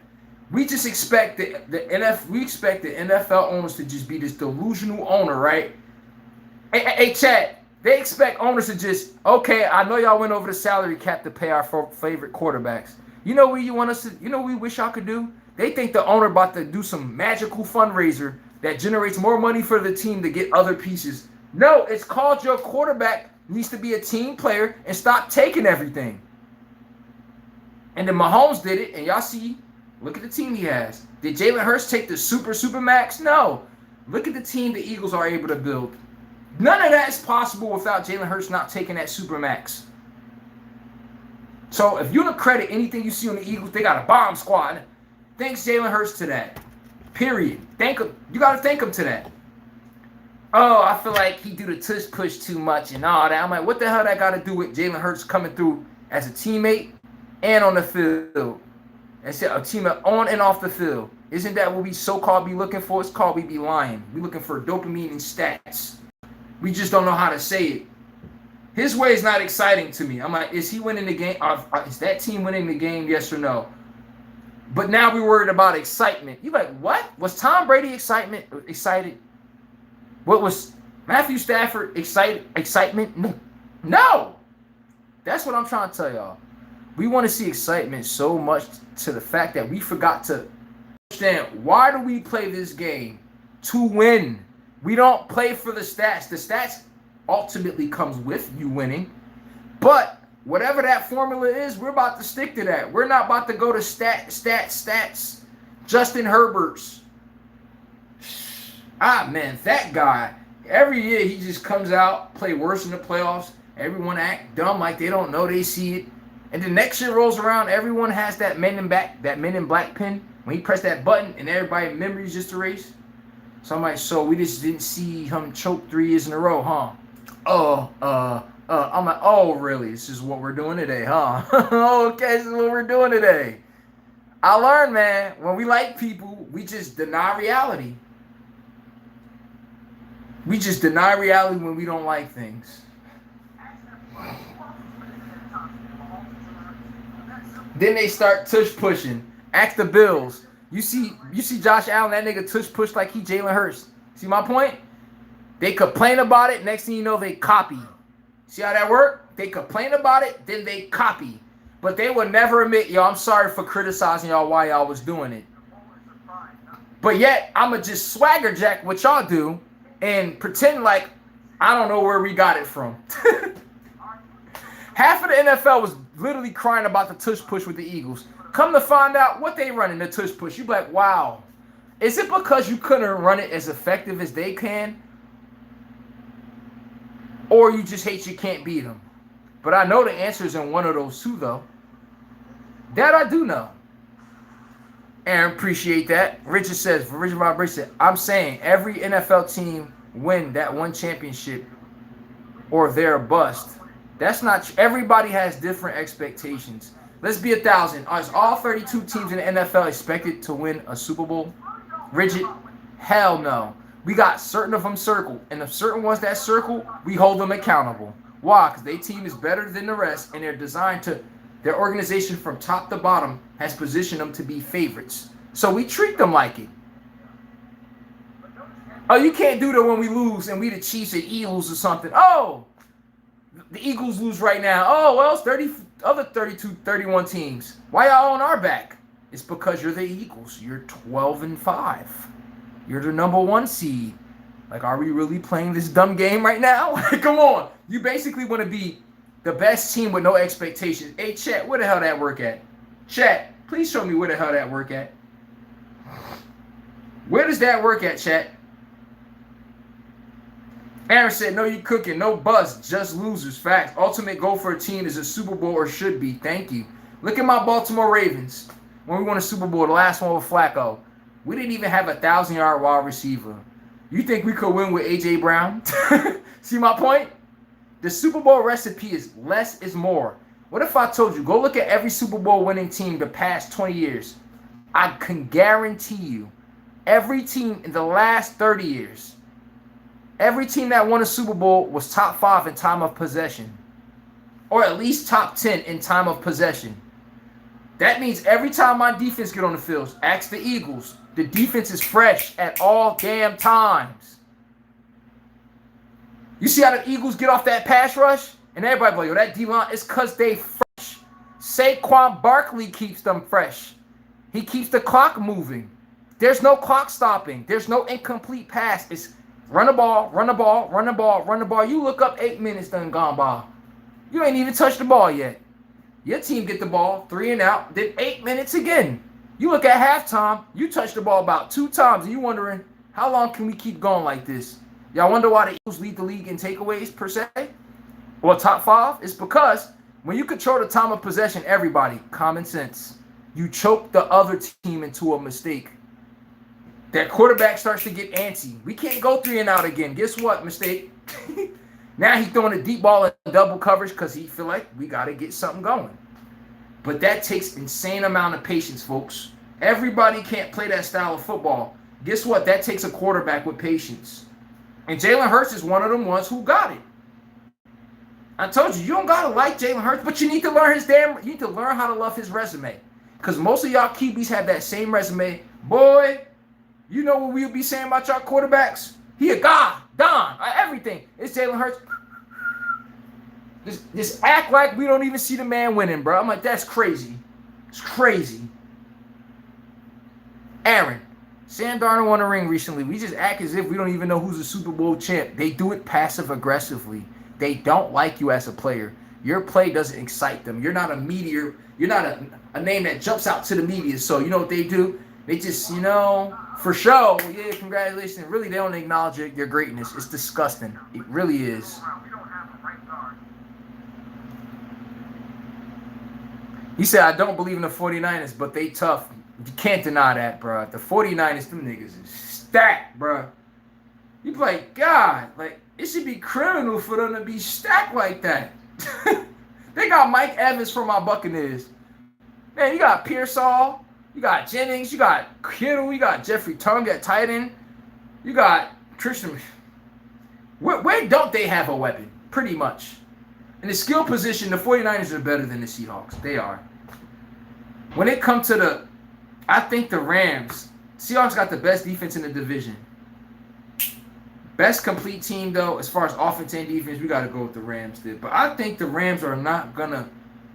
I just believe the Rams are not going to show up the way we need it to. I believe they're going to be in the playoffs, but the way we think they're just about to cakewalk and it's just about to be easy, I just do not see it the way everyone else do. Oh, they're going to the Super Bowl. I'm like, do y'all think other teams just roll over and say, oh, man, they're about to win? Hell no. And guess what? When you got a target on your back, everybody's trying to give you their absolute best. 100%. I think as fans, we just sit there and look at rosters and think, oh, they're just going to say, well, they got Myles Garrett. They got a bomb squad, so they're just going to play dead and let you win. Hell no. That's not how life works, folks. You're going to have to take that shit. The question is, the Rams, did they take that shit last year? No, they didn't. This year is a make or break. Matthew Stafford is going to retire after this season, most likely if they don't win. Win or lose, Matthew Stafford's going to retire. He's having back issues. It's quite obvious. He's starting to have them back issues with more regularity. They drafted Ty Simpson. It's looking like after the season, they about to sell off to the sunset with Matthew Stafford, folks. I'm being 1,000 with you in case you didn't know.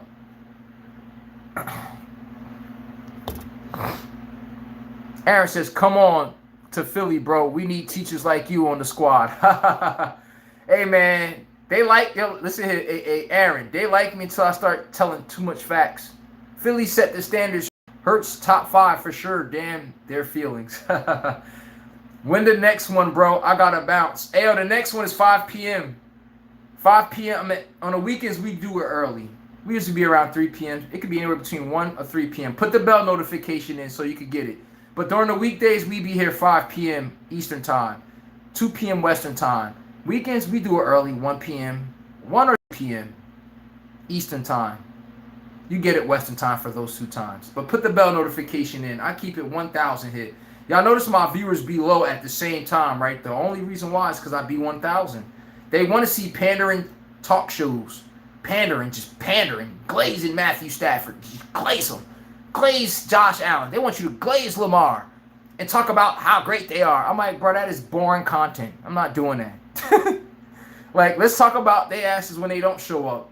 Because it seems to be that's their ostrich instead of them showing up. Why do we keep talking about the accolades that they rarely do versus what we normally see them do? They wet the bed. Let's talk about that. Oh, he hating. I'm like, oh, shit. He hating now. Oh shit. Now I'm hating. But when I was giving him all them compliments, I was not hating before, huh? That is something to be studied today, folks. I promise you. I promise you. Something to be studied, folks. Facts over feelings. I live by that. Let's go. Appreciate you, man. New fam in the building, everybody. Everybody hit the like button, subscribe, donate if you want to, by the way, everybody. Hey, man, without y'all know damn well I love y'all on this show. But that's what I'm trying to tell you. I'm not looking for pandering fans. I'm looking for realists, people that's actually smart with the IQ. I hate when you drop common sense facts and then you got people that go look at other chats. They act as if you said something groundbreaking. I'm like, bro, you having $1,000 phone. Can you go look that up? Why are you acting like they saying something that's hating? It's a fact. It's because they let their feelings groom their debate. Oh, Jalen Hurts don't play the way I feel he should be playing. I'm like, okay, is he winning or not?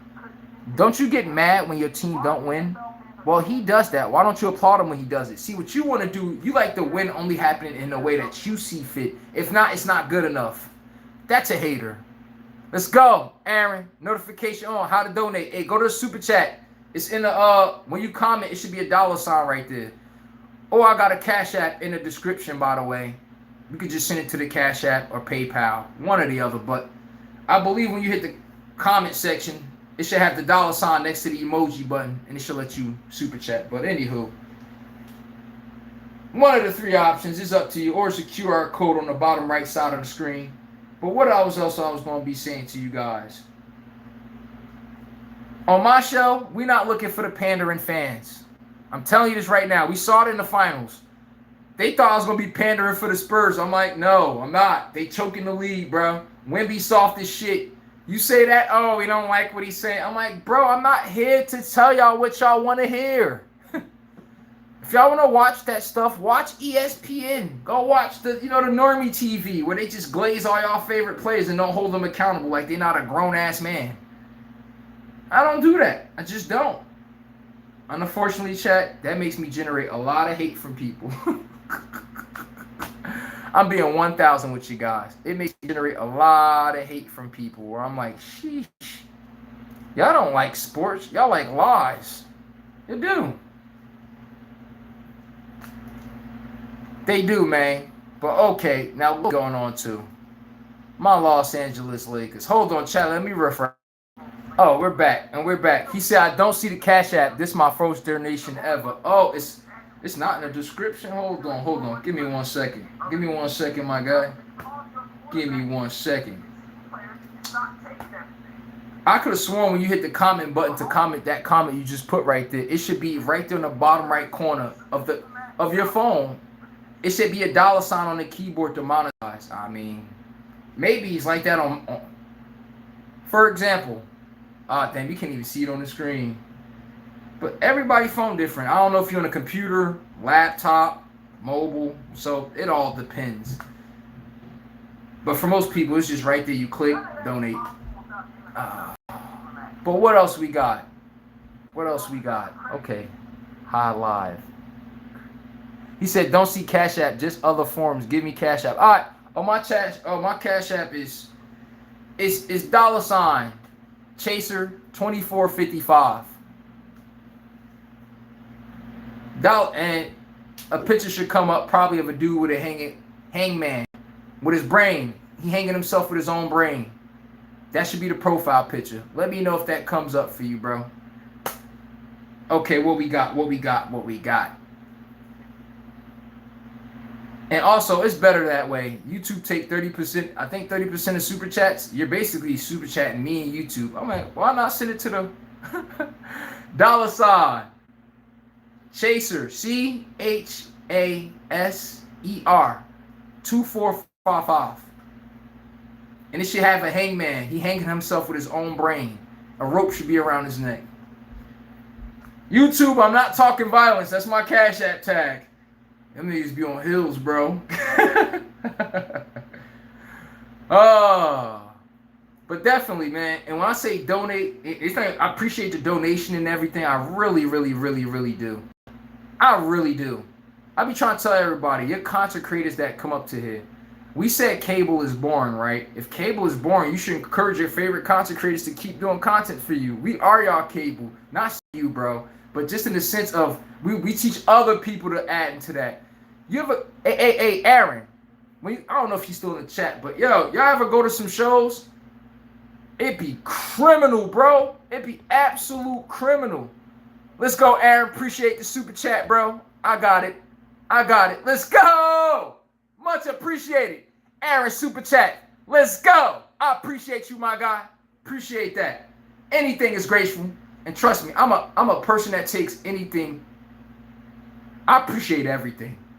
Listen, I'm from the DR, okay? No running water.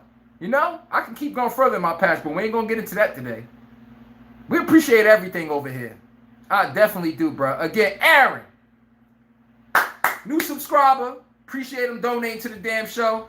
Also, he active in here, man. Appreciate you stepping into the Chase game. I really, really do, bro. I look forward to seeing you every day, 6 days a week, by the way. 5 days a week.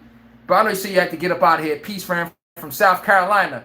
I'll get back soon. Okay, he from South Carolina, got Gamecocks. I don't got nothing to compliment South Carolina on. God, they suck in sports. All right, my guy. But I see you, man. I see you, bro. Much appreciated, bro. I really appreciate that again, man. Los Angeles Lakers, cakers, fakers. What we got this offseason, folks? I need to figure out what the street's saying about my Lakers. What we saying? What are we saying for my Lakers, man? Right now, I think we signed Austin Reeves back. I know we all aware of that. The Lakers done signed Austin Reeves back. We still got a gaping hole of a big man that we did not fill the void in the draft. And it still pisses me off till this moment. I'm going to be quite honest with y'all. It pisses me off till this moment as if it just happened. We still haven't addressed our big man issue.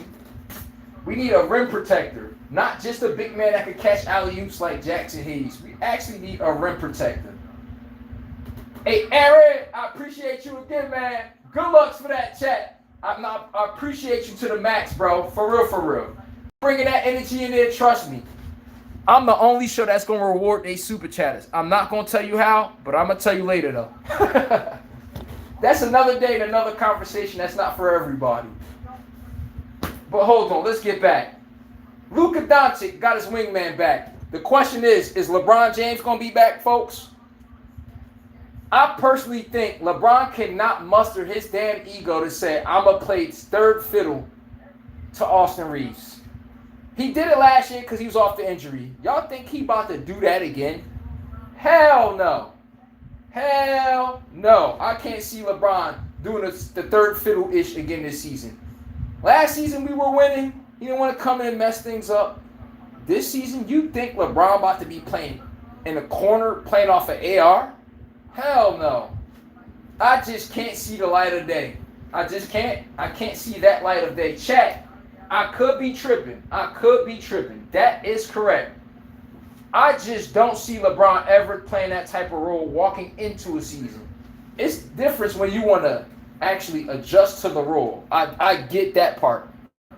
When you're mid-season and we got to go with what's working, that's easy to stomach.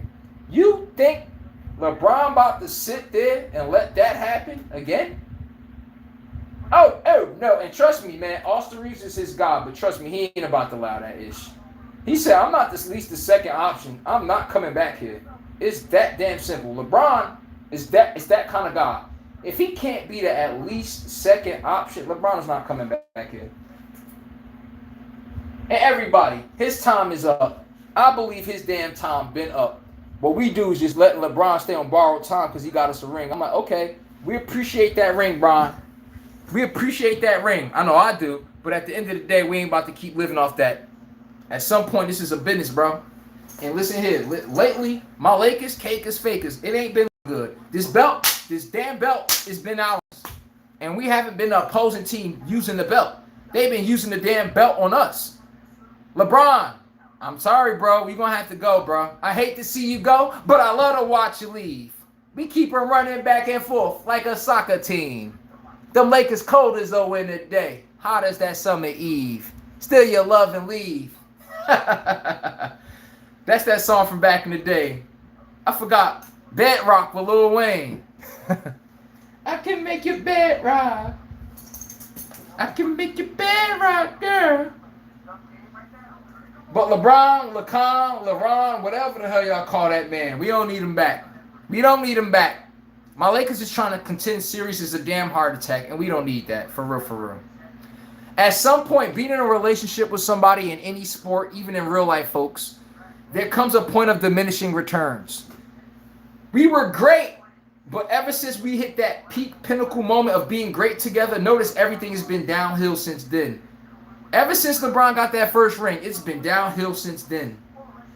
At some point, you got to know when to get better or you're going to get stuck. And us, if we sign LeBron back at that price, we're stuck. I don't need that shit. I don't need it. I'm telling you right now, we sign LeBron back, I'm on the first flight out to LA. And I'm like, yo, bro, what we doing, bro? LeBron can't say he trying to win a championship and then he not taking a pay cut. Hey, LeBron, you can't keep saying you all about winning, but this is what I don't like about LeBron. He want everybody around him to take a pay cut like he did to every team he went to. Jeez, folks, who's the only one not taking a pay cut? And when people say he did take a pay cut, he knows he's making it up in endorsements in a way that no one else can. This man is not with sacrificing for everybody else around him. He not.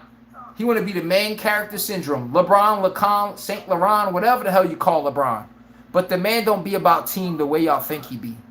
If that was the case, go sign with the Spurs for a 1 year, $10 million deal, 20 mil, something like that. Or how about this? What if the Spurs can give you 30 mil, 25, something like that, where they could still build a bench, get the team filled out? Has LeBron been doing that? When he talking negotiations with my Lakers, has he been saying, listen here, remember I told y'all about Jalen Hurts and Patrick Mahomes? They left money on the table for the team to fill out, for them to have good pieces around them. Jalen Brunson just did that with the Knicks. This guy be having the same opportunity. He expects everyone else to take a pay cut, and he gets paid the same. I'm like, Joe LeBron. Now, this is what Jeannie Buss means about LeBron James. His arrogance. I'm like, yes. LeBron is like a quarterback in the NFL, folks. He complaining why he don't got a left tackle. Why don't he don't have a running back? Why don't I have a good coach? Why don't I have? Why? LeBron looks at other teams and say, why don't I have what those teams have? And then we go look at the same top dog like LeBron. You go look on that team, he took a pay cut.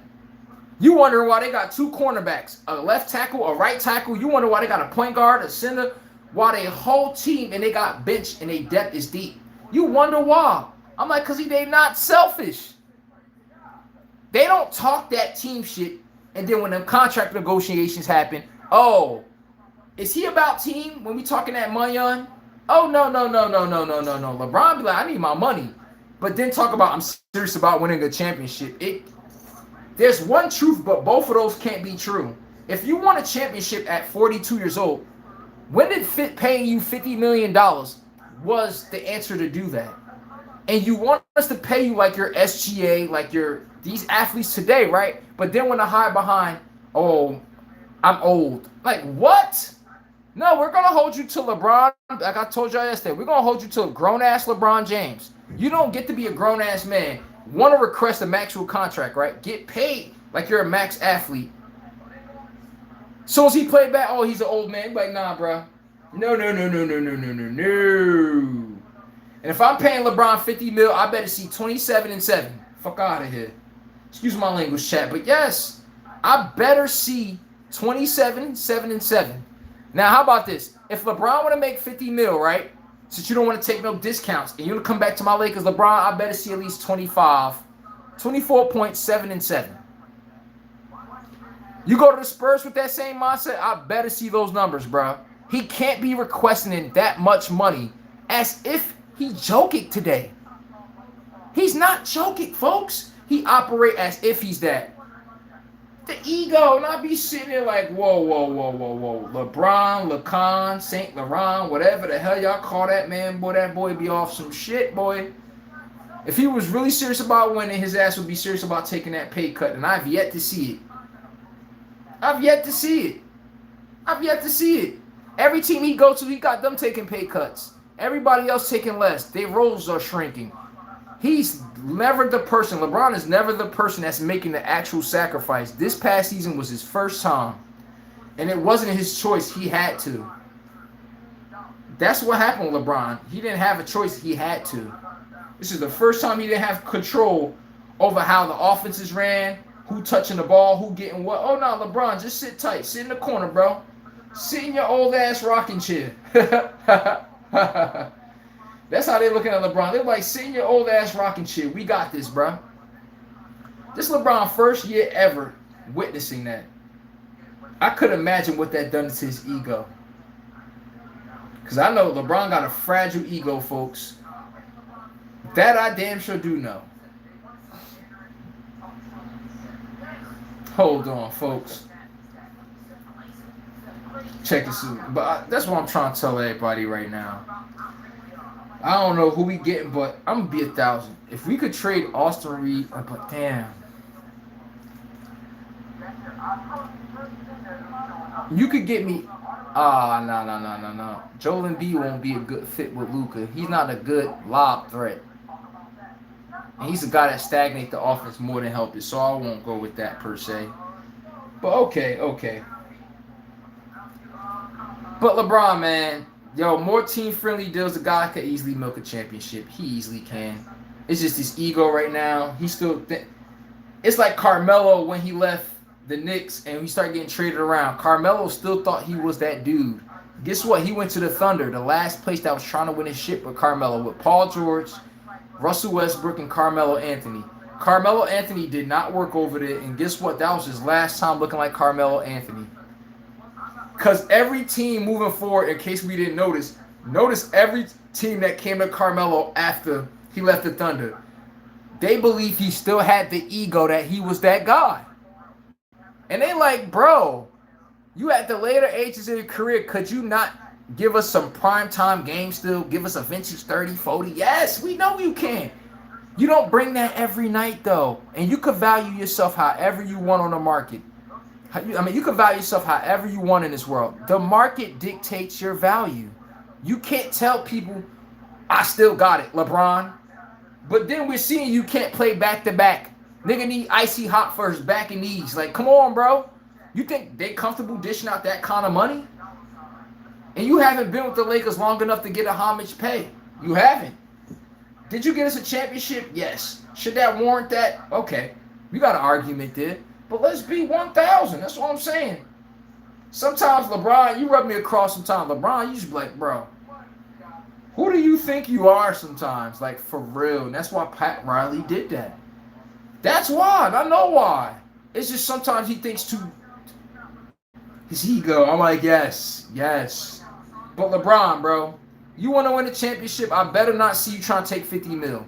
If you're talking about taking 50 mil, you're just trying to pad stats. I personally think LeBron is trying to pad stats right now. He's not playing for a championship. Because if he was really playing for a championship, he would go to the Spurs and take a vet minimum. He would trim his salary with my Lakers, but he hasn't. That nigga's still playing like he the focal point. Like I'm looking to be the focal point. At that price tag, hey, I'm looking at LeBron like, bro. Your ego will never allow you to be as great as Jalen Hurts can be. Just like Jalen Hurts, his ego always want everyone else to sacrifice around him. Jalen Hurts sacrificed his damn self. He said, how about this? Saquon, go have a 2,000-yard season. A.J. Brown, you got to be 1,000. Dallas Gardner, double-digit touchdowns. Smitty, 1,000 yards. Who else? Who the one-person numbers we're picking on? Jalen Hurts. LeBron don't allow that to happen to him. He want to be the shining figurehead. I'm the reason we winning. But then don't want to take the blame and hide behind age. Oh, my wear and tear on my body. I'm like, all right, just take less money, bro. LeBron take less money. I will put him in a stroller and put the bib right in his mouth and be like, well, when he says he owe everybody, he owe, bro. He get paid like it. You can't get paid like a max super deal athlete and then hit me with the, oh, I'm tired.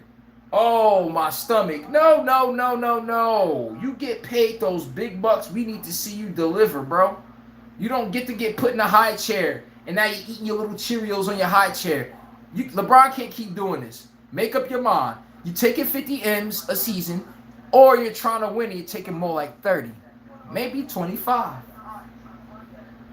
Come on, man. But at the end of the day, push come to shove, put your money where your mouth is. That's where you're always going to see who's serious or not. It's that simple. That's when we get to see who's actually serious about winning. Until then, I'm not trying to hit nothing. That's just personally what I think. I'm just not trying to hit nothing until I see people actually putting their money where their mouth is. Everybody else be talking. I'm really trying to win. LeBron, I'm trying to get my 5th ring. Yeah, you trying to get your 5th ring at what price tag, bro? When Karl Malone, right, and Gary Payton came to my Lakers in 04 to try to beat the Pistons, we on the verge of a 4-peat. What Karl Malone took, vet minimum. What Gary Payton took, a vet minimum. Did you know I just mentioned 2 first-ballot Hall of Famers? But they knew. If I want to get a ring with Kobe and Shaq, I got to accept this isn't my team no more. Luka Doncic, I got to understand things run differently over here. For some reason, I just think he does great deferring to Luka. I could give LeBron that. He does great deferring to Luka. I just think he trying not to get lost in the shuffle where it comes to him being a role player, but then he's still like, I'm that top guy. I'm like, it can't be both though, bro. And if you feel like you in between, get paid like you in between. What you can't do is be getting paid max dollar money and then get mad when people be on his ass about his play sometimes. Y'all sure expect a lot of a 40-year-old. I'm like, bro. What do I know, man? But the Lakers, we need to go get that. But we about to take a deep dive in free agency. We're about to take a deep dive in free agency.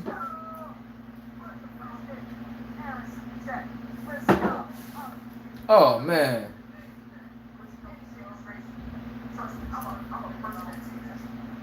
What else we got? All right, let's tune in. What the chat saying? Aaron said he gonna be back. All right. Aaron said he gonna be back. All right. Got a super chat today. All right. Who else we got? Who else we got? We got people checking in and out saying, all right. So we ain't got no new chats. So meanwhile, I could just cook. So we went to Joe Burrow. Oh. I wish we trade for Joe Burrow. Oh, man. If only we could have that in his lifetime, bro. If only we could. Only we could. Damn it.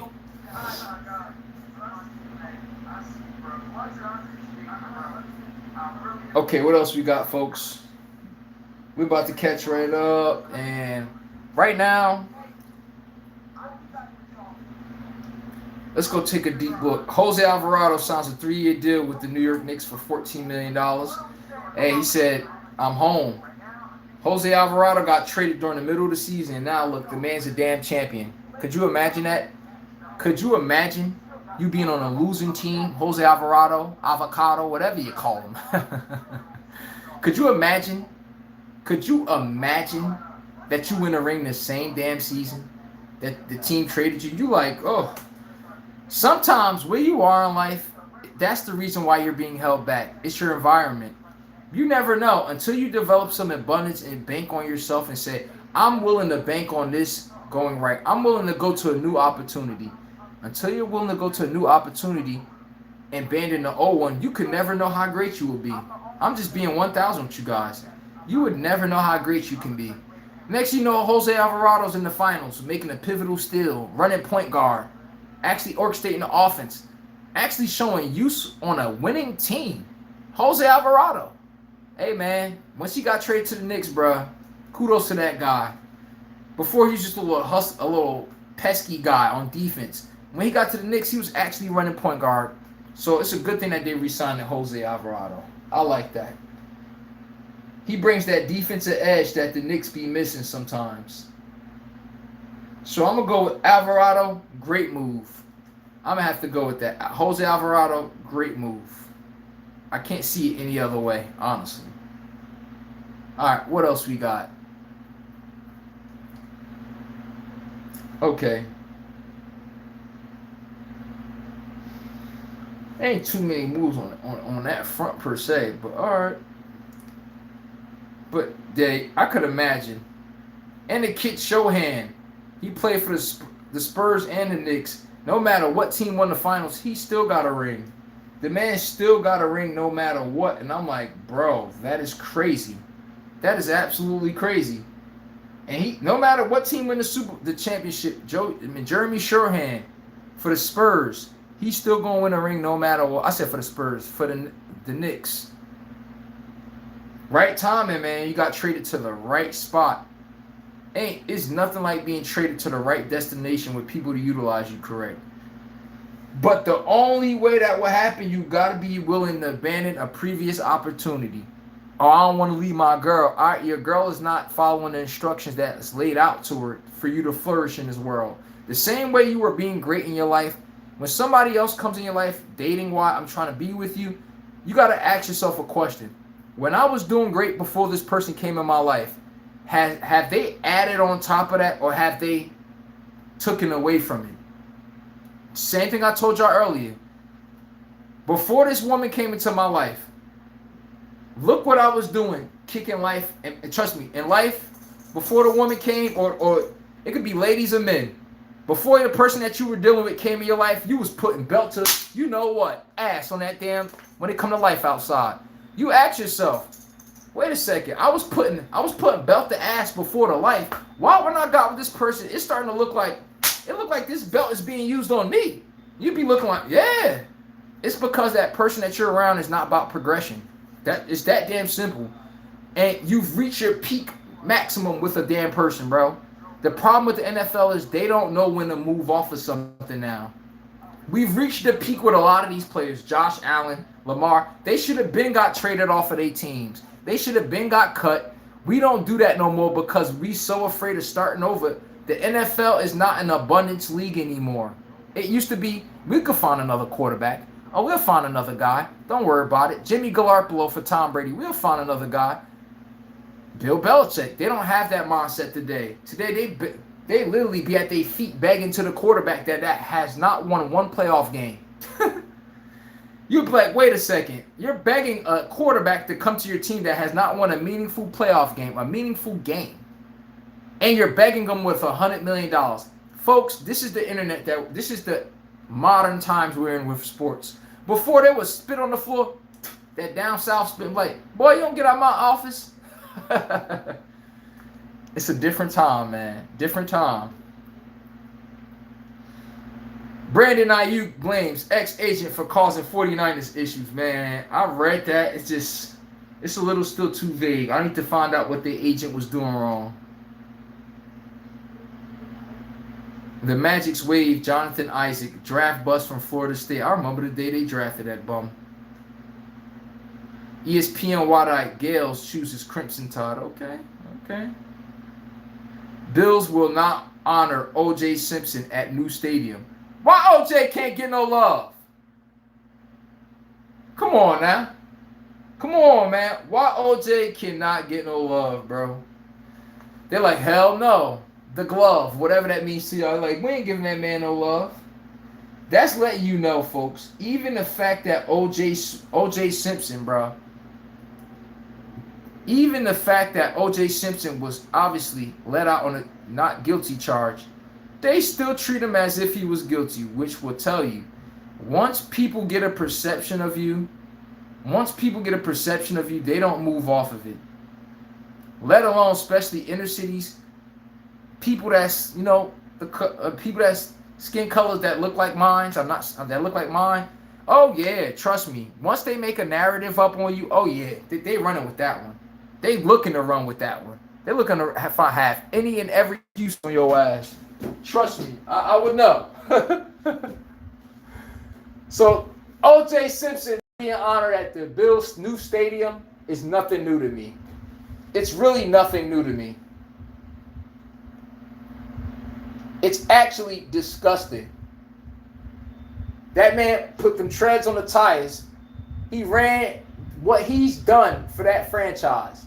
And he had a not guilty plea. You would think people will rally behind you.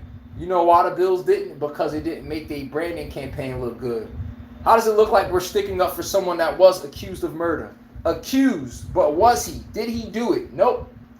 Guess what, everybody? In life, the accusation is the same as the offense. And people be so afraid to admit it. They do. The accusation be just as serious as the offense, even if you were committed doing it. Stephon Diggs just won a case in front of everybody. We all watched Stephon Diggs won his case. Notice that nobody still don't want to touch him. Even at the point of knowing he right, still don't want to touch him. Wow. Wow, chat. It's quite obvious. And people try to say don't judge a book by its cover. Everybody does. They just don't like when it works against them. It's that simple. Everybody judges a book by a cover. We just don't like when we're being judged in that same manner.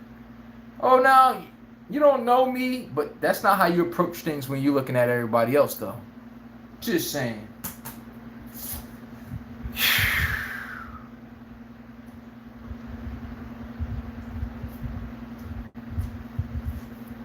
All I know is this, man.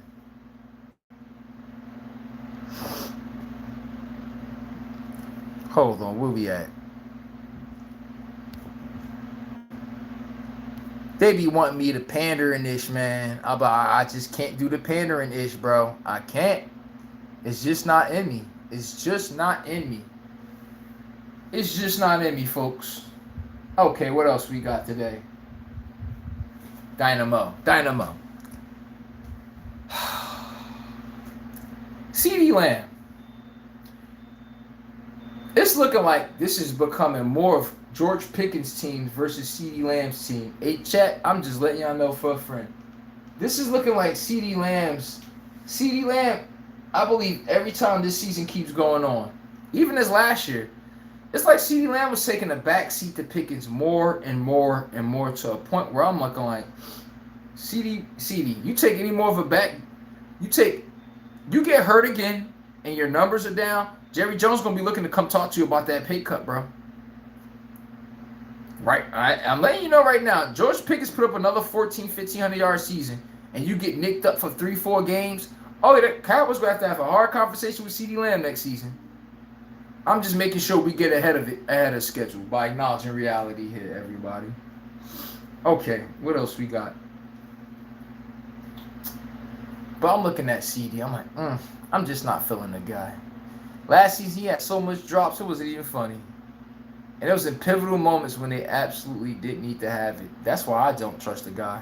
If you really want me to be technical. Trevor Lawrence. Oh.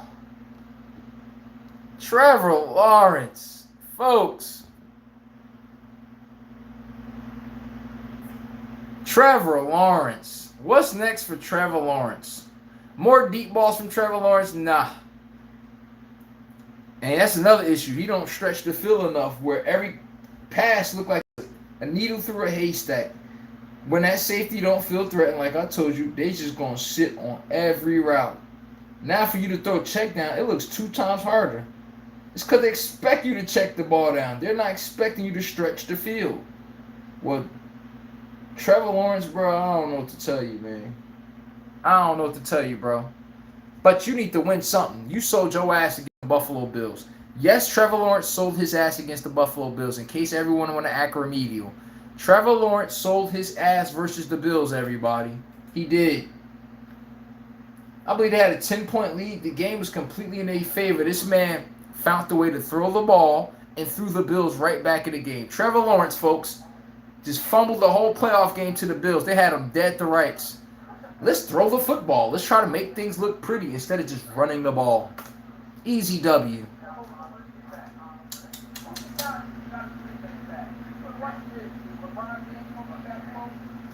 But what do I know? That's what I try to tell you guys. On my show, we beat 1,000.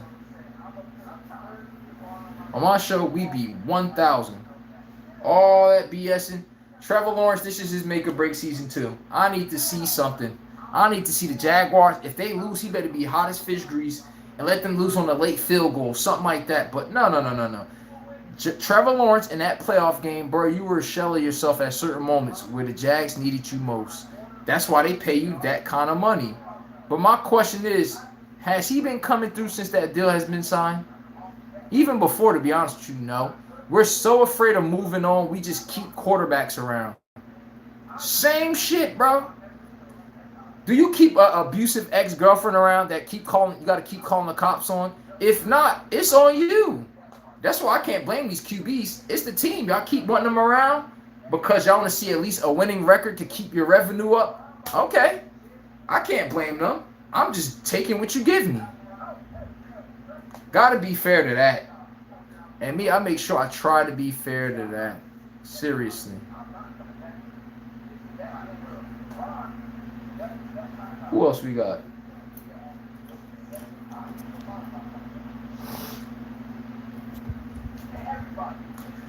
Jamar Chase.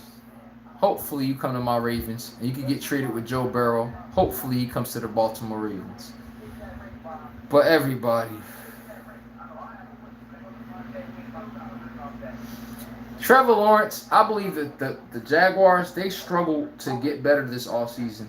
You should have signed that tight end Strange to a $48 million deal. That's the dumbest shit they could do. Next thing you look, Parker Washington, undersized. Okay, how he beating one-on-one, 50-50 ball coverage? Outside of Brian Thomas Jr., what does the Jaguars have as a marquee name to? When in doubt, I know you can come down with this pass. That's all I'm saying, folks. And we basically play until these moments show up in the game, and then we looking goofy as hell with our pants hanging out our legs. So I don't know why. It's because the Jaguars, Trevor Lawrence is not that guy. Accept it. He not. Hey, Top Eagles is in the building. My moderator, let's go, boy. Joe Burrow will be another Dan Marino. There's a couple others also. Justin Herbert. All Justin Herbert got to do is get traded to my damn. He just got to get traded to my Baltimore Ravens. Y'all could take Lamar Jackson choking ass, and all Joe Burrow needed was a complete team. I'm telling you right now. He said Couples also, man. What's up, Ty Eagles? How life with you, bro? How life looking for you, man? What you got brewing for this weekend? But you're right. It's a lot of other QBs that just get away with murder. And as long as he could put up good enough stats, we just let him get away with it each and every time. No. I just can't wait till I see Jamar Chase in a Ravens uniform with Joe Burrow starting at quarterback. I'm telling you, Ravens, if you're going to get a championship, that is how.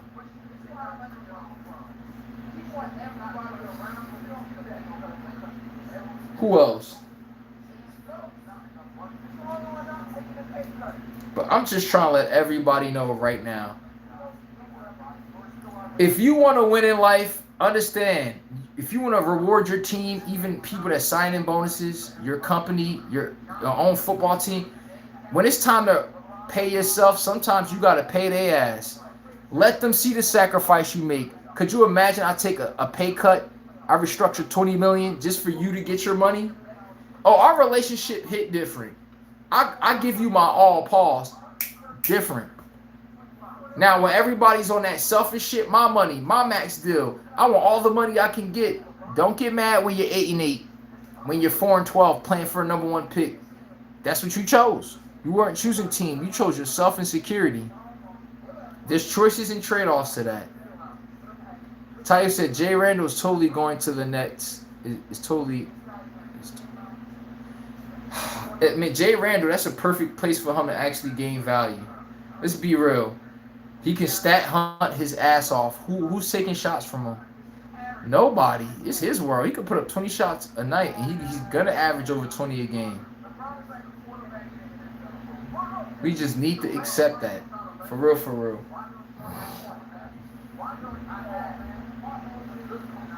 And Darius Acuff not going to the Nets still pissed me off to this day. I don't know what the hell's going on with him. But Julius Randle, you want to get another payday, drop 22, 23 a game for the Nets. They're going to get rid of your ass anyway. That's last year you do. You can get another max.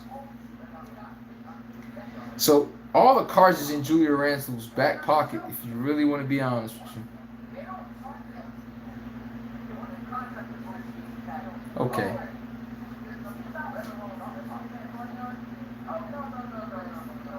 This guy behind me too. Oh, Ty said, I love Baltimore because of Ed Reed and that defense. Oh, yeah. Ed Reed, best safety in the game. Ed Reed, best free safety the game has ever seen. And I watched every last bit of it down from the Miami Hurricane days. You will never see another Ed Reed again. Mark my words. You will never see, when they say Jordan, Kobe, certain people, you will never see another Ed Reed again. Ever. That man IQ is unmatched. That nigga know what you running before you run it. Ed Reed was a head coach. First of all, reason why I gotta give this Ed Reed clout the same way you gave him gold. I mean, you gave Ed Reed praise. Bill Belichick don't compliment nobody. He didn't even give Tom Brady the compliment that he was looking from that he gave Ed Reed, which is weird to me. He said Ed Reed is the best safety to ever play the game. The kid is special. I never seen nothing like him. Brady was always starving from that comment for Bill Belichick. He never gave it to him. Watch Bill Belichick, that asshole that y'all portray him to be. Watch him talk about Ed Reed. You can see on his face, he like, that nigga different. Yes, sir. He make plays that are not human at safety, bruh. Give credit when that's my boy, bruh. Best safety ever. Pay homage when it's due. We're missing players like Ed Reed. The only player that came close to Ed Reed to me on a complete package, Earl Thomas on the Seahawks. That boy Earl Thomas was a bad man. I'm telling you this right now. The boy was a bad man. Give credit when it's due. And Todd says Lamar isn't going to win in Baltimore. I know. The Baltimore Ravens are never going to win a Super Bowl as long as Lamar Jackson is the quarterback. We need to trade him for Joe Burrow. We need a quarterback. We don't need no damn improvising, some nigga running around and can't take accountability. You can't coach him tough. I got to talk to him as if he's a baby on a high chair and I'm feeding him breakfast. No. No. I can't. Imagine if Lamar made a bad play right now, Tom. I go to talk to him and I'm his offensive coordinator. Somebody's going to come between me as a buffer and tell me what I need to tell him. I need to talk to that buffer, and he can go back tell him Lamar. Nigga, who do you think you are? So, the only way we can talk is if I'm fluffing your ass up. If I'm pretty much, I got to be kissing your ass. 2-time MVP and all this. That's the problem in Baltimore. The nigga cannot be held accountable. He struggles with it. He's getting better with it. I can give him credit to that. He's getting better. But I know in those communities, they don't promote men. Men don't grow up under women taking accountability. You don't learn how to be accountable living with your damn mom, growing up with your mom. That's part of being a man. I effed up. Team, I let us down. You ever heard Lamar Jackson use this language? I need to play better. If I played better first and second quarter, we wouldn't even be having this discussion. He always leave it up like LeBron, and you can tell they grow up with that single mother race shit. Every time it's time to throw themselves under the bus, and they could take pressure off of their teammates, they never do it. They start mentioning they and every. I'm like, bro, you didn't play well neither. Can you admit that too? They don't know how to take criticism. They still struggle with it. Ty said the two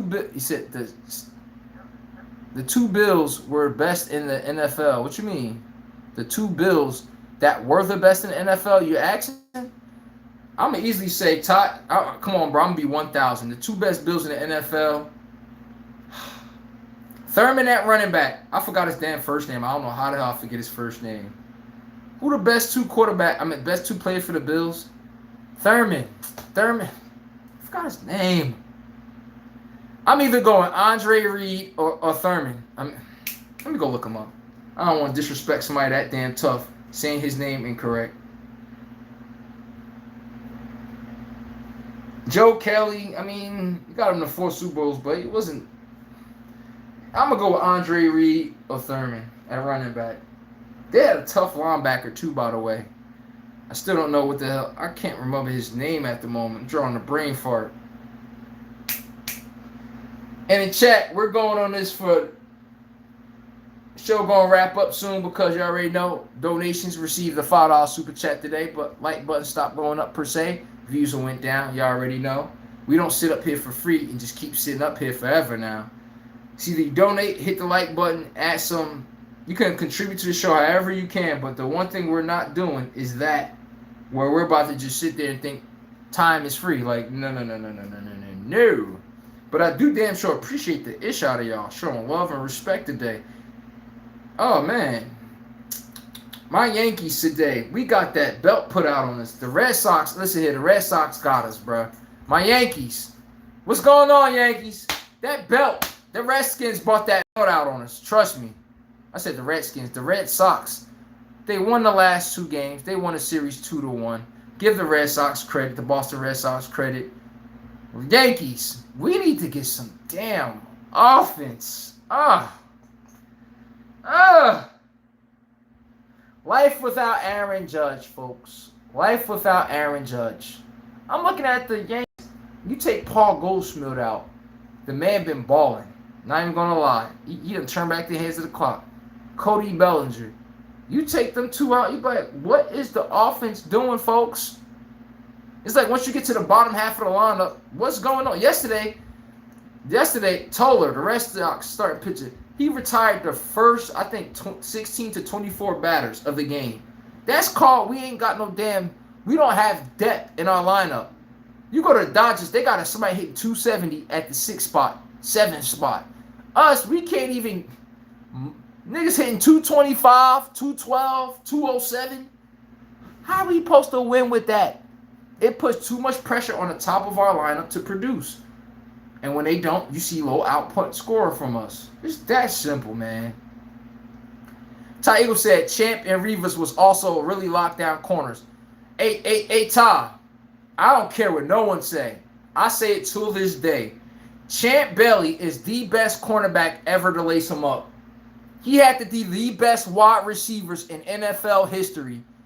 Did y'all know what Champ Bailey used to do to niggas like Randy Moss? Terrell Owens cooked him one time because he slipped. I mean, listen, we can't make excuses for people.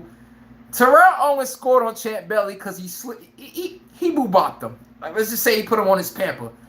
And he dipped for 80 yards. Notice Terrell Owens never touched the ball the rest of that game. I'm just letting y'all know the belly of the beast.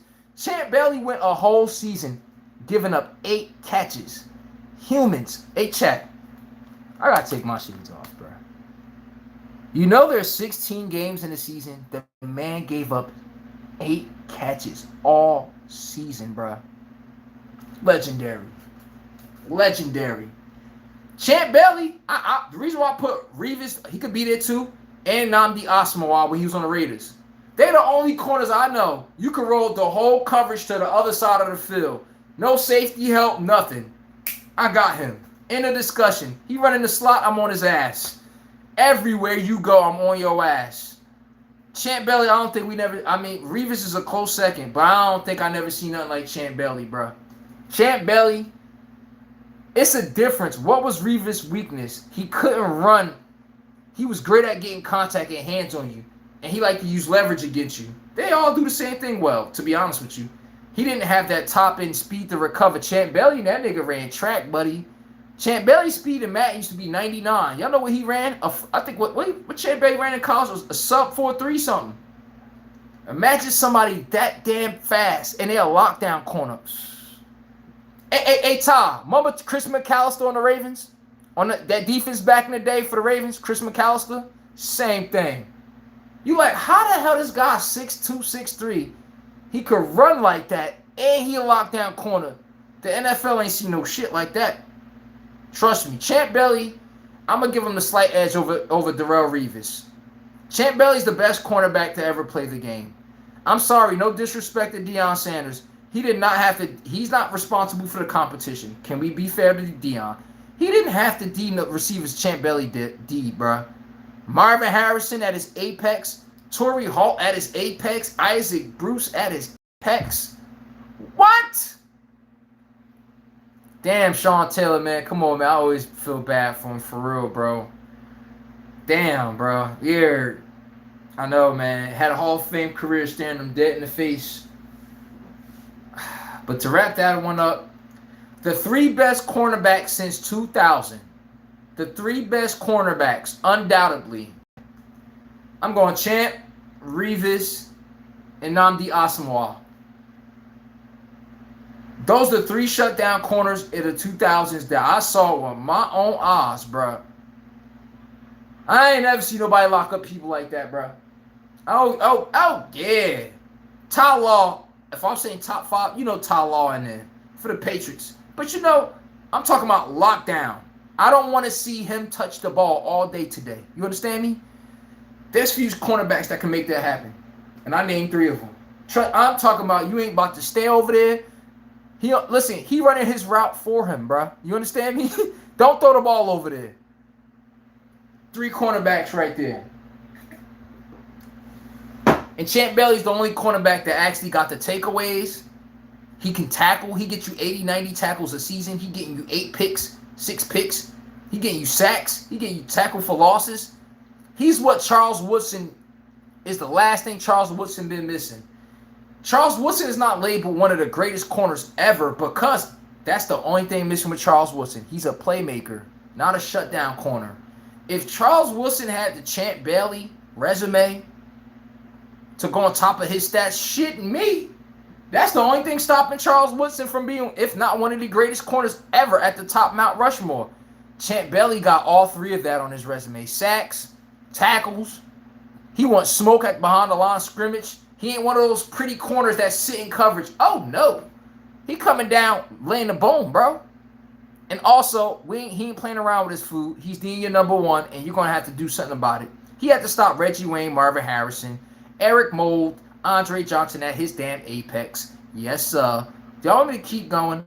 Because I really can keep going. And I'm going to be like, Darrelle Revis didn't have to D these kind of guys. But at the end of the day, Darrelle Revis still had to D top dudes. So we're not going to do that. Darrelle Revis still D top dudes. I'm not going to say that. Champ Bailey just played a more talented era. At the NFL, we had Steve Smith. Oh. Rashad Shady Young, what up? He said Darryl Green. You see my point with Deion Sanders? We can name about 3-4 wide receivers, and then shit get real bleak. Andre Reed from the Bills. Jerry Rice. Okay. Terrell Owens. Terrific. Okay. Art Monk from the Washington Redskins back in the day. The man had an 1,800-yard season. Okay. What else? Okay.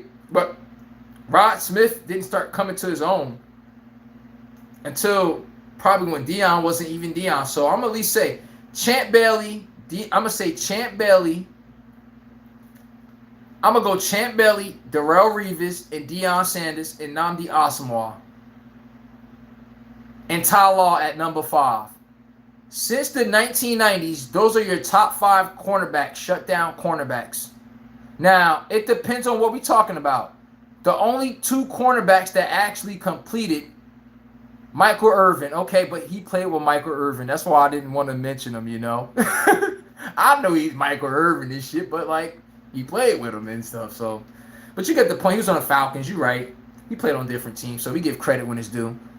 I'm looking at the rest of them. Champ Bailey and Ty Law are the only 2 cornerbacks that got the turnovers, the picks, shutdown stats, tackles for losses, sack strips, all of that shit. You name it, Moonstars and Quasars. They're the only cornerbacks that check off every single box, bro. Every other cornerback, we can nitpick him somewhere. He don't got enough interceptions. Nnamdi Asomugha, Darrelle Revis sometimes. Oh, he don't make tackles for losses. He not He not making the emphasis in the run game. Darrelle Revis hit 2, by the way. But I'm just saying, Champ Bailey is hard to deny him. Deion Sanders was going the whole season with 17 tackles. Hey, chat. The man, Deion Sanders, was going the whole season with 17 tackles, bruh. That's a tackle per game. No one seems to ever bring that up about Deion Sanders. And last time I checked, a cornerback's job is to motherfucking hit. He on defense, right? It's a cornerback's job to hit, right? Was Deion Sanders ever hitting anybody? The nigga was playing like a diva. I just want to run around and I don't want to get my jersey dirty. I want to high step. And I don't know. Champ Bailey said, I'm tackling Larry Johnson, 250-pound Larry Johnson, 1,700-yard back. I'm tackling him one-on-one open space. That's 2 different corners. Rondé Barber, 100 tackle seasons every year for them damn Buccaneers. He's not a man-to-man coverage corner. He's a cover 2 corner. But I'm just saying, that's the era of cornerbacks I live. Cornerbacks with 80 tackles. They coming down looking to make a play like Palomalu. Today, we look at cornerbacks. They just come down and just throw the arm out and let the guy go by and break the tackle. They don't run no real smoke. That's why Champ Bailey's at #1 at cornerbacks, folks. Ty Eagle says, got to give some love to Sanders. That boy from Seattle, because we were too scared to even throw the ball on that side of the field. Respect.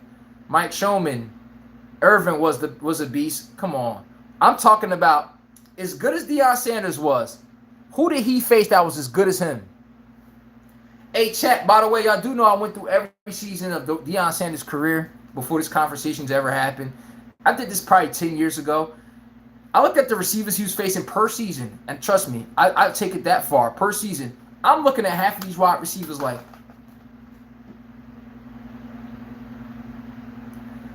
Darrelle Revis, I see Marcus Colston, Andre Johnson, first ballot Hall of Famers. Every time you blink, Calvin Johnson, Randy Moss. You like, where's that at on Deion Sanders' resume?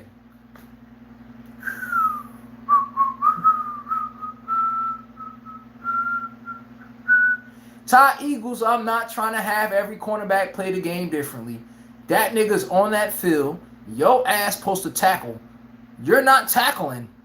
Y'all want to show Deion Sanders highlights of him tackling? That shit damn near pathetic. You're on the defense. You got a helmet on. You supposed to hit, bruh. I'm not trying to have it any excuse, bruh. I don't care if you're a slot corner. You're on defense. You're supposed to hit. You know who Deion Sanders remind me of? Antonio Cromartie on the Chargers, bruh. And I'm not saying from a man-to-man coverage perspective. That's disrespectful. I'm talking about how he plays. Fast-ass corner, long and lanky. You will watch a running back come through the gap, Sean Green or Antonio Cromartie. They don't want no smoke with no contact. I can't respect that. I can't. Nigga, Ed Reed was a heat-seeking missile, even though he's a playmaker. That boy wants smoke with contact. You think I would respect Ed Reed if he was another guy that didn't like to hit? He didn't want to get his fingernails dirty? It comes across that way. What if I run a halfback toss to Deion Sanders' side? As a coach, I need to seriously ask myself, is he going to make this tackle? That's pathetic, bruh. That's pathetic. Yes, and I'm going to say it. It's pathetic. And we let his name make us not pick on this. Let some other cornerback pull this shit up. Patrick Surtain Jr., that just won Defensive Player of the Year. You think he could win that with 16 tackles? That's a tackle a game, bruh. What? And it's not like they just throwing everything over here and all the plays are going over there and you don't get a chance. No, you just don't want to tackle. The cornerback back in the days would have shut down. He said the cornerback back in the days would have shut down some entire teams. Like who? Let's be 1,000. Like who? Show me what cornerback back in the day about to just... it's hard for me to believe. Who shut down Steve Smith? You think Deion Sanders shut down Steve Smith Sr.? Wide open space, one-on-one. He never even fucking played a guy like that. Andre Johnson. You ever think Deion Sanders ever played a guy like that? That's a man with 14,000 yards receiving. Isaac Bruce, 15 goddamn K. Deion Sanders never had to go against a belly of a beast like that. Torrey Hall. This is not in the 80s and 90s. Eric Mould from the Buffalo Bills, 12,000-yard receiver. Andre Reed. I mean, okay, he played in his era. Who else? Terrell Owens, for the most part, in our era.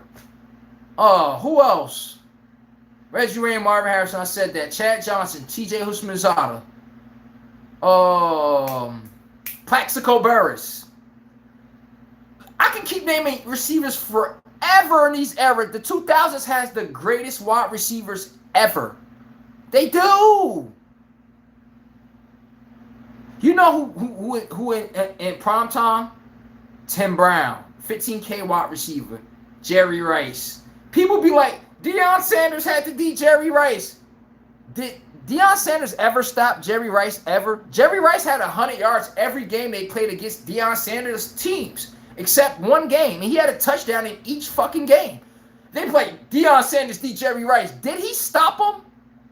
What are we doing? Are we letting Deion name or what he actually did cover everything? They're like, he's locking everything up. I'm like, name me 5 receivers he locked up. And tell me what the stat line is of that game. They would not know, bruh. It's the name Deion and the Cowboys brand name. Deion. I'm like, you can show me what Deion do. I'll show you Champ Bailey do that shit 2.0 against 10 times better wide receivers too. I'm like, explain to me, how is he better than Champ? Because Champ Bailey don't high step. He don't do all this fancy shit where people look at him and he's in the media with gold chains and shit. That's what got Deion. Prime time. Is he great in elite, legendary corner? Yes. But that shit supersedes his greatness on top of that. The prime time, the charisma. Champ Bailey and them don't do that. Darrelle Revis and them don't do that. They like, nigga, listen here. That's the number one. I got him all day. End of discussion. Jerry Rice. Everybody, y'all want me to look up the stats with Jerry Rice versus Deion Sanders? Do y'all really want me to do that? I already know it. Matter of fact, I'm about to do it. Yep, today, let's just say we're taking it there. Let's go to 5 games of Jerry Rice versus Deion Sanders. This is absolutely hilarious. Jerry Rice averaged damn near 100 yards a fucking game. He get a touchdown every game. And I'm like, everybody, isn't that Deion Sanders, man? I'm like, why does his stat line look like that? My point of these debates be trying to show y'all, we like people more than the actual results that they're displaying dead in our face. And I'm like, it makes me question, am I stupid sometimes? I'm like, is that not getting his ass kicked? I'm like, come on, man.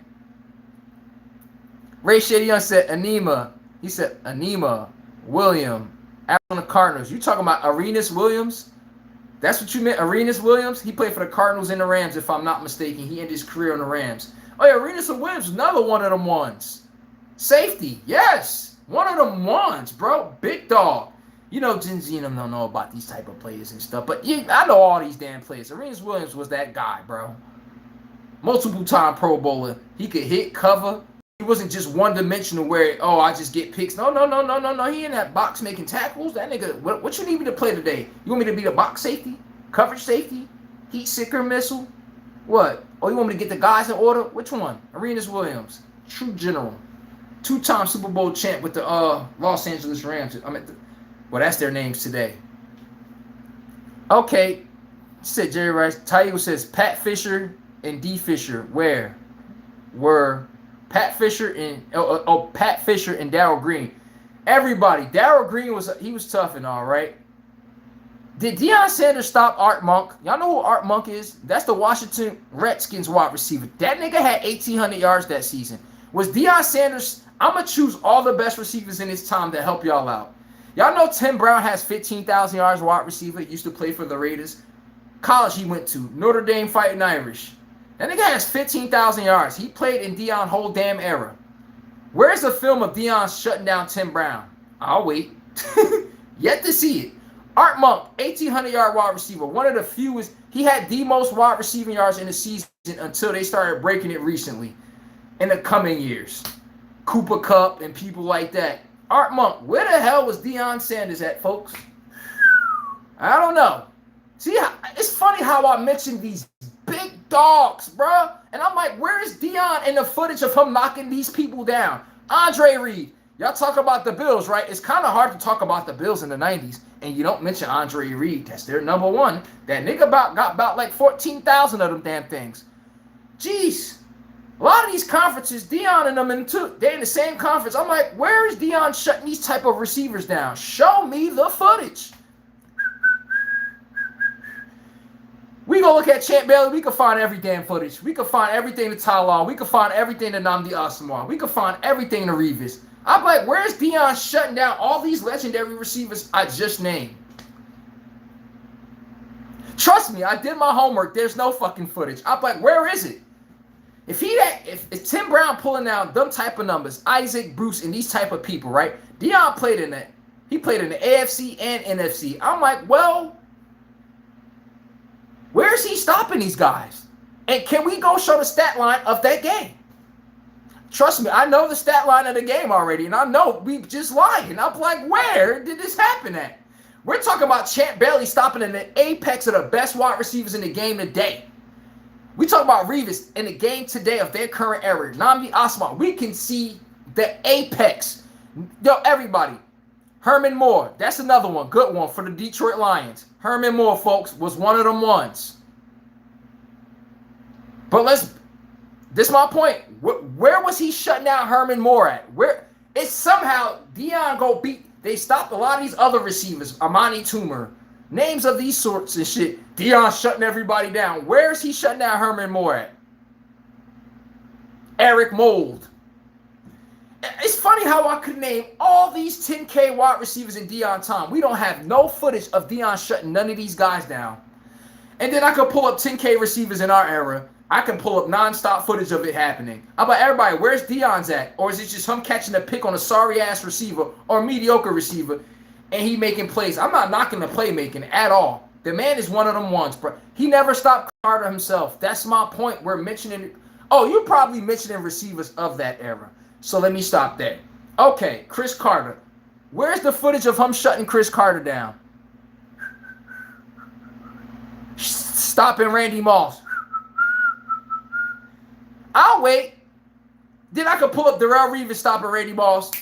Champ Bailey stopping Randy Moss. They're the only two cornerbacks I seen with my own damn eyes, nigga.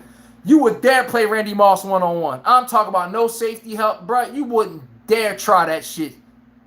With them two, oh yeah. I got my money on Champ and Revis. Give me any wide receiver, I got my money on Champ and Revis, bro. Yes, sir. Oh, man, y'all gonna have to see him with your own eyes, bro. He said, Tillman, the Chi-Town will take your groceries.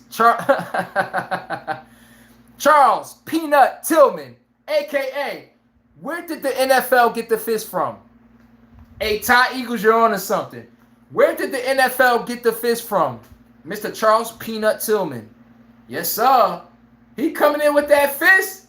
Boom! Get that ball out of there. On the Chicago Bears. Hum and Nathan Vasher. One of the best 1-2 tandem corners during the 05 season. Nathan Vasher had 8 picks. Charles Tillman, the boy, has 7 turnovers. He getting 4 first fumbles. Nigga getting sacks. Listen here. He at the point of attack. Charles Peanut Tillman, everybody. Tiger says, Mike Curry for the Baltimore Colts back in the days. Pause. What about Dick the Night Train Lane? The nigga had 14 picks in one season, bro. Ty Law had, I think, 13, 14 picks, including the postseason. Dick the Night Train Lane had 14 interceptions. He had 12 or 14 interceptions. It's one of those two, if I'm not mistaken. All in 1 year. Rashad, he said Herman Moore, Chris Carter. Okay, okay. Oh, man. Hey, chat, if y'all want me to keep going, send me $1 or whatever, man. Super chat me, hit a like button, something. But I already said I can't keep going overtime and shit, you know. I F with y'all the long way. Somebody sent me a $5 super chat. I mean, a Cash App already earlier, and I received another one. But at the end of the day, this ain't free, you feel me? They be like, entertain us for free. Hey, man, this is a business. But let's wrap this one up. All I'm saying is Deion never had to go against Larry Fitzgerald. Y'all really want me to name the receivers in our era, bro? Derek Mason. These are 10,000 receivers I'm naming in a row. 10,000-yard receivers. Ocho Cinco. Oh, my God. But I had to see Ocho, bro. That's just an experience in itself. And Quan Bolden. You got a bunch of these guys we got in our era. We got a bunch of these guys in our era. I could go find receivers for years in our era. We go to Deion, Herman Moore, Chris Carter. These receivers he never going against anyway. Jerry Rice be kicking his ass. I'm not about to play delusional for y'all. Let's go look it up. I'm not about to lie for Dion because his name hold more weight than the actual receivers he was locking up. And I will stand behind that shit. It's not his fault, though. That's why I'm not disingenuous. He wasn't in a time where they were stacked at receiver like we are now. But still, that's the out I can give him. That's the out I can really give him right there. Like, what is up with the... Hold on, chat.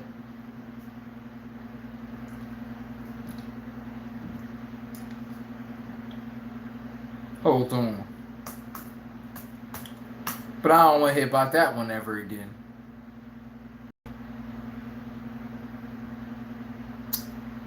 I don't know what is going on. Okay.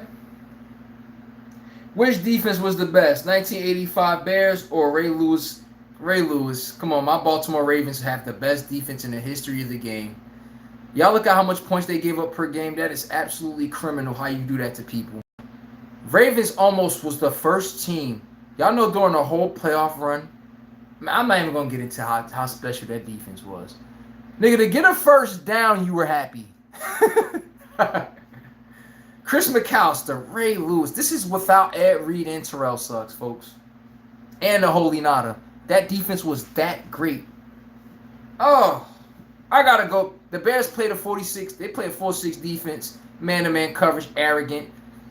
The Bears were special. They top 5 too. I won't dare take away from them. But the Ravens is the best defensive unit. We will never see that again. We will never see that again. All 3 levels. You don't know where to go at corner, safety, linebackers, D-line. It ain't a spot to attack, bro. You on film really sitting there like, you know how you want to find that one person you can go at? You like, I'm just not seeing it. You don't see it. Like, damn, you like, where do you go with against the Ravens? They got Samari Rowe, Chris McAllister. You like, shit. Samari Rowe came late, actually, from the Titans. Deion Sanders was on the Ravens, too, 2003, I believe. But I'm going to take the Ravens defense by far. Oh, yeah, by far. We had too much playmakers everywhere. It's a difference, chat, like the Texans this year. The Texans were number 1 in defensive stats, and they had turnovers.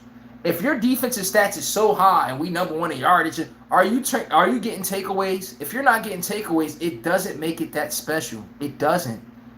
It doesn't. The Texans was special all 3 levels. The Legion of Boom was special all 3 levels. The Broncos, no fly zone, special on all 3 levels. They limiting your points, they limiting your yardage, and they're getting takeaways. A 4, they're getting timely stops.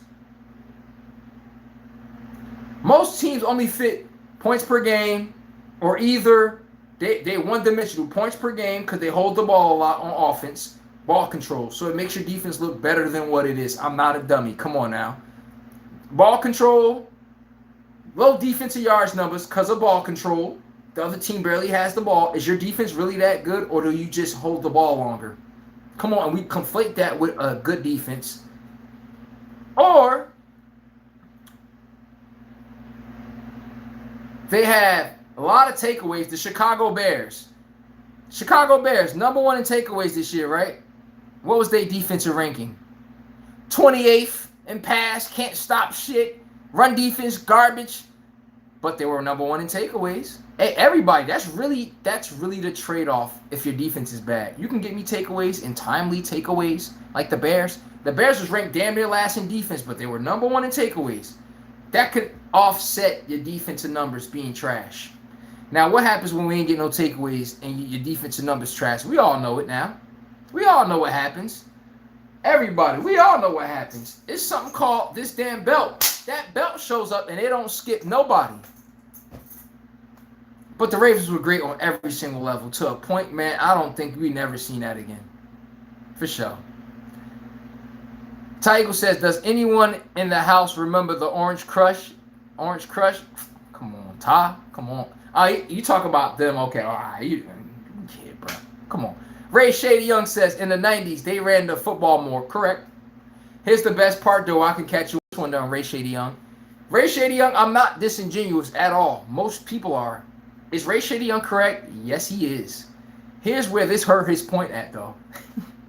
You shouldn't have said that. They ran the ball more. Who was the person that got the ball less? It was the number 2 wide receiver. Did Deion ever play number 2 wide receiver? No. He played a number 1. Did Michael Irvin have to worry about his targets? Did Tim Brown, Isaac Bruce, these fellas have to worry about their targets? Jerry Rice? No, the number 1 always got the ball. So what was the excuse of why he wasn't stopping them still? That's what I'm asking. It's not like they were not throwing at Deion, bro.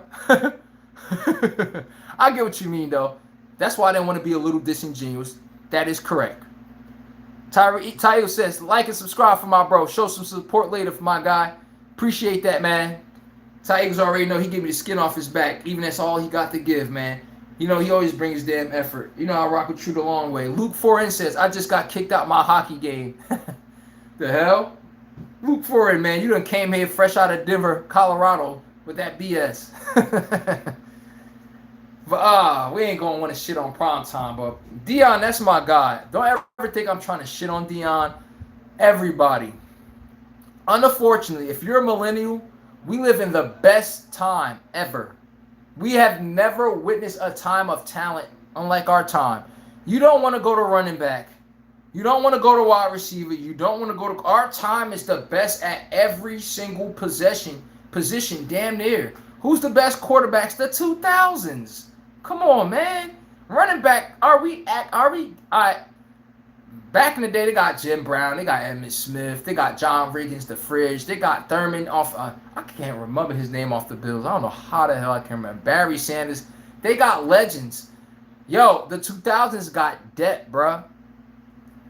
Who back in the day fucking with Prime LT, bro? Y'all know who LaDainian Tomlinson is in his prime, bro? Apex. What? Priest Holmes? Nigga had 75 touchdowns. I'll repeat that, chat. Priest Holmes had 75 touchdowns. 3 seasons. And if that ain't accurate, over 70 touchdowns in 3 seasons at running back. I don't think y'all know the greatness I was seeing as a kid growing up. And then I got to see these young whippersnapper running backs in the league today. Barely touched 1,200 yards. He was wilding. I'm like, what? Sean Alexander. 26 touchdowns. 1,800 yards. D'Angelo Williams for the Panthers. I think that was like his rookie or second year. 1,800 yards. 20 TDs. That's the greatness I'm used to. Yo, these running backs barely touching 1,100. He in the Pro Bowl. I'm like, what? Deuce McAllister of the Saints, everybody. Larry Johnson for the Chiefs also. 2 back-to-back 1,700-yard seasons. What we doing here? Michael Bennett from the Minnesota Vikings. Charlie Garner from the Oakland Raiders. And the Buccaneers. See how I can keep going? Why can't we talk like that today? I tell you to name top 5 corners. You don't even know where to start. You're going to say Satan, Jalen Johnson maybe, and then it's going to Devin Stingley, Keenwan Lassiter, and then you're going to be like, I can go to top 10 cornerbacks in the era we were growing up. Antoine Winfield, Delta O'Neal, pick snatching ass. We had Ty Law, Champ Bailey. Deion was still hovering around also. Peanut was still hovering around also. My guys that get in your ass. Ike Taylor was feisty, but I wouldn't say Ike Taylor was a shutdown guy. Nnamdi Asomugha was around at that time. Who else? Walt Harris of the 49ers, 8-pick season. Sam Madison. The duo, Sam Madison and Patrick Surtain on the Miami Dolphins. They both was having 6-7 picks in the same season. Chris Gamble and Ken Lucas for the Carolina Panthers. 6-7 picks in the same season. But I'm giving y'all whatever I got. I'm talking about 2 cornerbacks on the same team going to a Pro Bowl. So when y'all be bringing up the 90s and 80s and 70s and 60s, I'm like, y'all kill me with that shit, bro. I know they got some Dons over there too, but can we be 1,000? We got the best era, and this shit not even close, bro. It's not. It's not. Don't make me pull up the wide receiver list. You're going to want to throw up. You're going to be like, damn, after the 2000s, they damn near got everything. I'm like, I'm telling you. Who got the best linebackers? The 2000s. Zach Thomas with the Miami Dolphins. 160, 170 tackles every single season. Walking goddamn tackle machine. Brian Urlacher, Ray Lewis, Lance Briggs, Navarro Bowman, Patrick Willis. Like, are we serious, bro? What we doing today? London Fletcher. Huh? LeVar Arrington. Antonio Pierce. Gary Brackett. I tell you to name me 10 linebackers today that's on that level. They all in the NFL at the same time. I tell you to name me that today, your ass gonna be stuck looking up. You name it 1 or 2, 3 players, and then it's we don't know what else to say. That's because the NFL's been in decline. Ty Eagle says, one more thing. Can we all agree Sean Taylor would have been a Hall of Fame candidate? I'm sorry, no disrespect. How do we know that? We can't do that. And now look, Ty Eagles, this is what you're saying. Based off the trajectory of his career and what we saw, would he be in the Hall of Fame based off that trajectory? Nigga, undoubtedly. Hell yeah. First ballot. That's the question you really asking. Now, when we asked, does Sean Taylor, we said Sean Taylor would have been a Hall of Fame candidate if he wouldn't have died. We got to put context to that. Ty, I know what you mean. When you go talk to other people, they're going to be nitpicky with that shit. Trust me, bro. Well, he only played this much seasons, and how would you know? And he'd be like, okay, that's why I said break it down in a way where, for the fans, so they could be like, okay, now I understand what he means. And he says, I'm just getting over those the mother efforts taking that boy's life over BS. Hey, man, when you grow up in a community and your ass can't understand that you bossed up, Ty, you know what I'm talking about. And you keep trying to bring your broke friends. Well, your broke friends got broke friends. And those broke friends need help in life. And when they hear, yo, you just came from a $20 million mansion, who? See, you think you're talking, his friends think they talking to them in a way where, oh, they was just asking. No, they ain't about to rob that nigga. What Sean Taylor said before his life was taken, he felt like somebody was after him. I remember this like it was yesterday.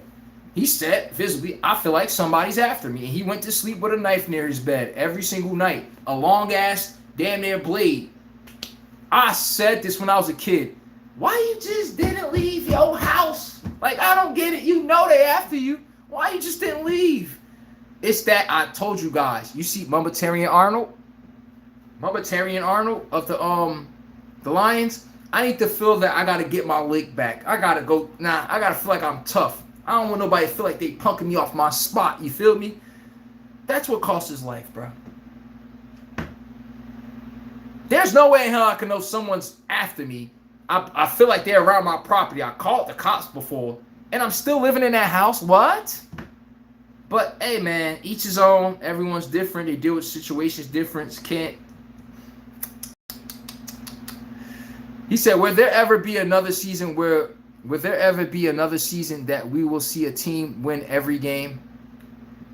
I think no, because the team always going to hit around, at the end of the season. Oh, we need rest. Y'all could be 15-0. We need rest. You feel me? It got to be everybody locked in together. We're going after it. We're trying to go undefeated this season. Got to be on the same page from top to bottom of the organization. It can't be the Colts was going to do it, honestly. Them niggas was 14-0. Tony Dungy like, oh, let's rest the players. I'm like, bruh. They lost the next 2 games with Curtis Painter booty ass in the game at quarterback. So I don't think so, man. That takes an arrogant sense of perfection. Who was the Patriots coach? It's Tom Brady and Bill. Arrogant. Come on, man. We strive for perfection over here. Most teams don't do that. I'm B1000. Most teams don't operate like a winner like that. Like Jordan, we gonna win next shit and the next shit. So Todd, that's your answer, bro. Darnell Green said, "Would you like and fight tonight? Boots fight." That's a good question.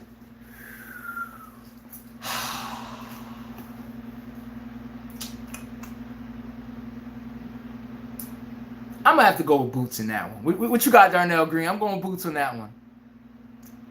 Hey, Boots, man, come on, bro. Don't let no hair incidents happen again, okay? Please. Don't let that happen again. They had him looking like a chia pet.